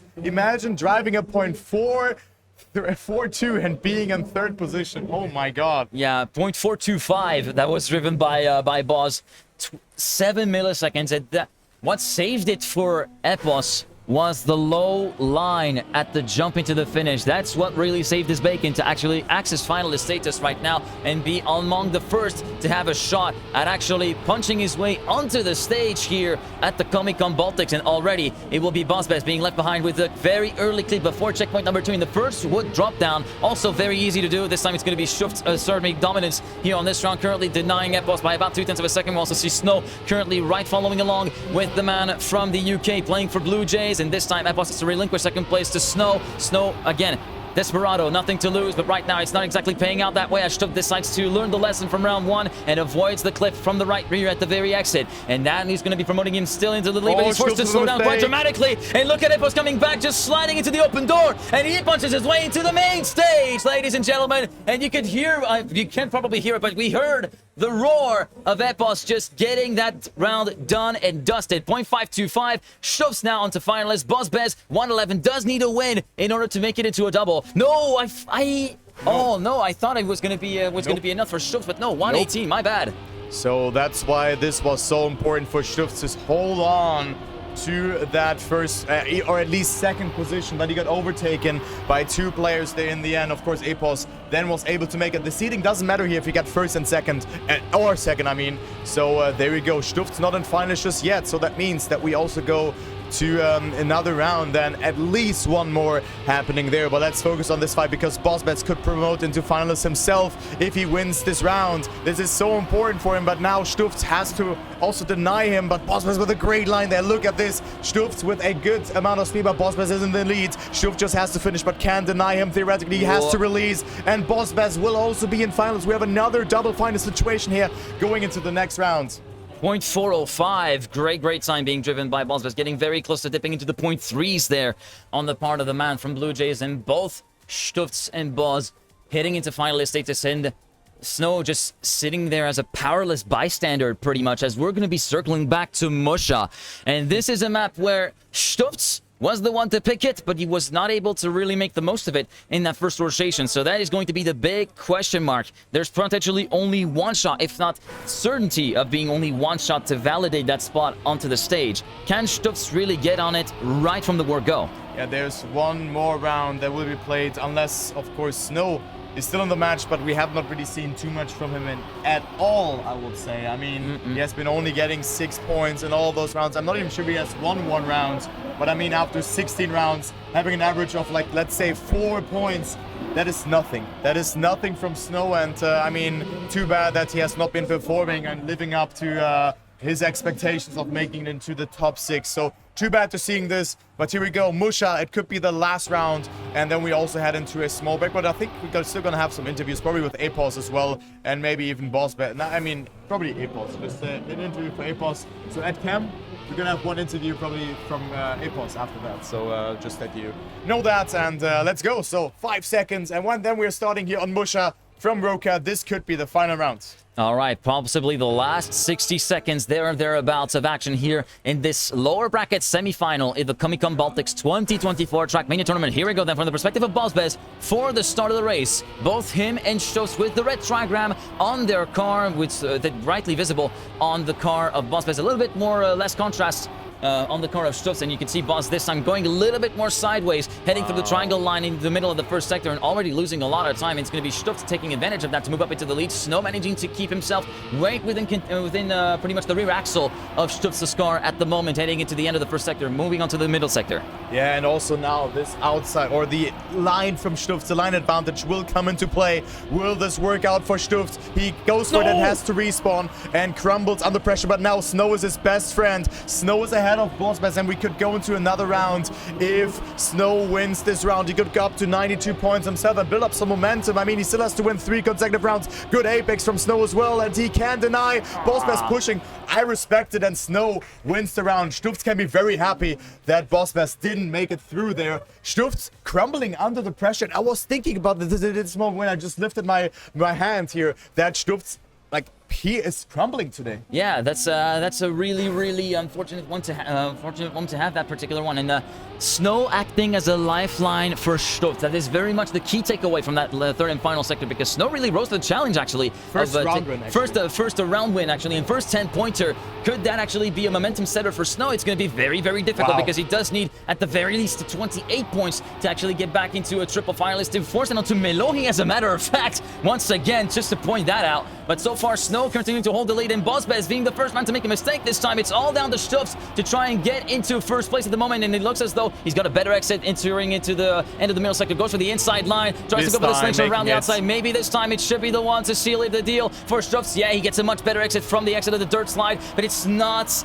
quite enough just yet. Snow is not taking this one lying down. He's not giving up without a fight, but potentially trying to go for the same apex. Now, he's forced to actually go a little bit more inner, a little bit more hugging to the left. It's going to be Stutz pushing his way into the main stage. Snow finishes just 2 points shy of 100 points for finalist status. We knew it was going to be an uphill battle, but I didn't expect it to be such an uphill battle for him. But credit to Epos and Stutz. I mean, very much deserved spot into the top 6, and we're going to be seeing them on the stage a little bit later on, after the upper bracket finals played, of course. Yeah, but what a match. Bossbass almost was able to make it across, and of course Snow, like, just being the devil there for Bossbass in this way, of him not making it, but still a nice performance from him, getting top 7th to 8th position, as well as Snow. Unfortunately, not really playing a role too much in this match, but congratulations to Stutz and Epos of guaranteedly being in the consolidation final. So here we go, and I guess we're gonna have a small interview with Epos as well. Yeah, he's gonna be making his way very shortly, yeah. Yeah, so that was a nice match, I would say, and also after that, guys, a little bit like schedule-wise, every match, of course, is being played one by one. We still have the winner bracket final, which will be the first match on stage after 1 hour break, where we're gonna set up everything and also go for a little bit of a lunch break. Yeah. Then we have the consolidation final, where Epos and Stutz will play against the losers of the winner bracket final. And after that, there will be the grand final, where, of course, 2,000 World Tour points will be awarded to the top player. But here we go. Let's go for a small interview with Epos. You want to take it, or should I do it? I think I'll let you take over. All right. You've been doing a fantastic job. All right, let's go. All right. So then, Epos, here we go. All right, go ahead, buddy. Congratulations, man. Thank you so much. Well played. Well played, man. Thank you. I mean, Epos, it was kind of the moment for you yesterday. Yeah. Coming into the tournaments. I mean, I changed my pick'ems and I put you to 25th, 30 seconds because the controller didn't work. Okay, yeah, fair. Yeah, honestly fair. But then the guys at CCB accommodated me, and now I'm getting used to the controller, so it's good. Yeah, so how did the matches feel for you? Because I didn't really see too much of them on my end, because I was not either casting them, or I was, like, there were so many matches happening. But I think you just were sailing through them, right? At the first Day ones. one matches, or today? Today. Today, yeah, it was, I don't know. I think the key difference for me is that yesterday I was really, really crashy, and today I've sort of picked up my game a bit, and now I'm pretty consistent. I think I had 2 crashes in the whole match. Oh, yeah, I mean, it looked... So for me, I'm happy. It looked very good. Yeah, Nico, man, there's the camera. Nico from Dresden, ladies and gentlemen. But yeah, I don't know. Other than Melohi, which I kind of write it off as a bad map for me. Yeah, I played really well, and I'm happy. Yeah, what is that even, Nico? I don't even know what that is. Okay, nice. Thank you. Okay, anyway, but Sure. I mean, yeah, you played a really good match, and you kind of got used to the controller. Does it Yeah. affect you at all anymore, like No. with the controller? Feels the same as what I'm like at home. The only difference is just the pressure of being at a LAN, right? Because Yeah. if I'm in my home setup, there's no distractions. It's just me alone in my room. Whereas at a LAN, there's people walking past, there's people following behind Yeah. you. So that's the only difference. But I feel pretty comfy that I can beat anyone today. Oh, that's nice, very cool, and I mean, you need that. That kind of motivation, also just Yeah. being very confident and coming Yeah. into this match. I mean, you're coming from the lower bracket, you played 2 matches already today, Yeah. and now you're there to face like they play their first match and they lose it, and Yeah. then you're like there, yo, bro, I already won I've 2 already matches won today. 2 matches Yeah, today. who are you? That's what I'm Like, saying. Who are you, right? So I think it's a big advantage coming from the lower bracket, actually. For sure. Yeah. But either way, it's just going to come down to the match, right? Because also the map everyone order. there can beat me. I think I can beat everyone there. Yeah. It just depends on the match. So we never know, man. It's going to be hard. Yeah. But I'm just glad that I can get a stage match, to be honest. Yeah, very cool. I mean, top 6 is definitely a good result in the Yeah. first major of the World Tour in this way. And I mean, you think the map order is very important for matches in this way? Because Yeah. the maps are very unique, right? It's so important for me because, I mean, I don't think this is a secret, so I don't mind saying it, but Malohi is definitely my bogey map out of the pack. I think I'm pretty good on the other 4, but Malohi, the RPG, the quarter pipe, the regrip in the middle, I'm always really shaky on it. Yeah. So if that is my finalist map, it's completely dead. So I kind of bank on people not picking it as the first. So wherever I am, since I'm a lower seed now, I can just pick it, make sure it's not finalist. And Yeah, but if it gets picked first, I mean, then you just close it out in 5 maps. So yeah, I know. That's hopefully the plan, but we'll see, man. We'll yeah, see. but I mean, also in the grand final, the point of it, then we won 40. And if you theoretically make it, and I mean, then 5 rounds per map will be played. So 25. I mean, it's somewhat possible. But I think it will be very, very, like, of course it's doable for you because Yeah. also that's preparation that you've already had. But now playing on stage will be different. You think you have more pressure there? And if so, do you perform better under pressure? I don't think I have more pressure per se, more than anyone else. I think I have the same amount of pressure as everyone else. Because, I mean, some people know this, but I do a little beatbox, and I've done that on stage. Yeah. So maybe that pulls to my advantage. I'm used to stage. I don't know. Yeah. We'll see. I know that's a bit of cope, but nah, I don't think I have any more pressure than anyone else. Yeah, so I if think you I'll play good. so if you know Epos from anywhere, maybe you've seen a YouTube video from him, or like maybe even see him on stage. He's a good beatboxer. Still has to do it in front of us. But, At some point. Maybe yeah. if I win, we'll see. Okay, so Maybe. If you win, you do a little bit of beatbox on stage, just a little bit. Yikes, maybe. We'll see Okay. about that, mate. I don't know. Doing that at a gaming convention, a little bit on the cringe side, if you ask me. It's it. I mean, the chat will write some XTD. So Yeah, I'm sure. And the people here at the venue will I do like some XTD. I like Yak. What is What happening? is this? Who's this guy? Who's this guy? Get him out the building. Get We him out don't of the like building. him. This weird UK lad, man. What is he doing here? Yeah, but anyway, I'm just happy that Brexit Yeah. wasn't today, or at least this match, man. Yeah. All right. So then, enjoy your break. Thank you so much for the interview, and Thank you. I will be seeing you, in the consolidation match that I'm also going to be casting. Of course, mate. Good luck. Yeah. All right. We have an interview with Schufts again, just a small one here about the match as well. So let's just go for him as well. Hello, Schufts. Here you are again. Congratulations coming into the consolidation final. I mean, you have had quite the run through. Also, like a bit of a better match, I would say here. I would say Definitely like coming back, but I mean, Epos had a really good start into the match, I would say. I think Epos is also really good in, he always is in picking up the pace from the start and always winning those like close rounds. So I think that's kind of one of his strengths, which I think a lot of people don't have in cup mode. So yeah, I think if I start the next match good, then I'll definitely be happy with that compared to this.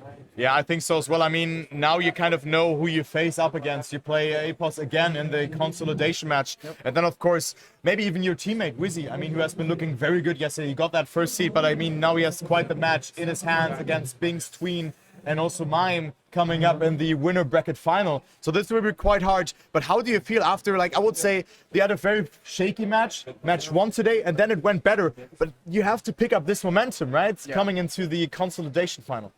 Yeah, I think if I keep this pace going that I had last match, I think I was, compared to match 1, very shaky on Masha, Yeah, which is on normally this, my yeah. best.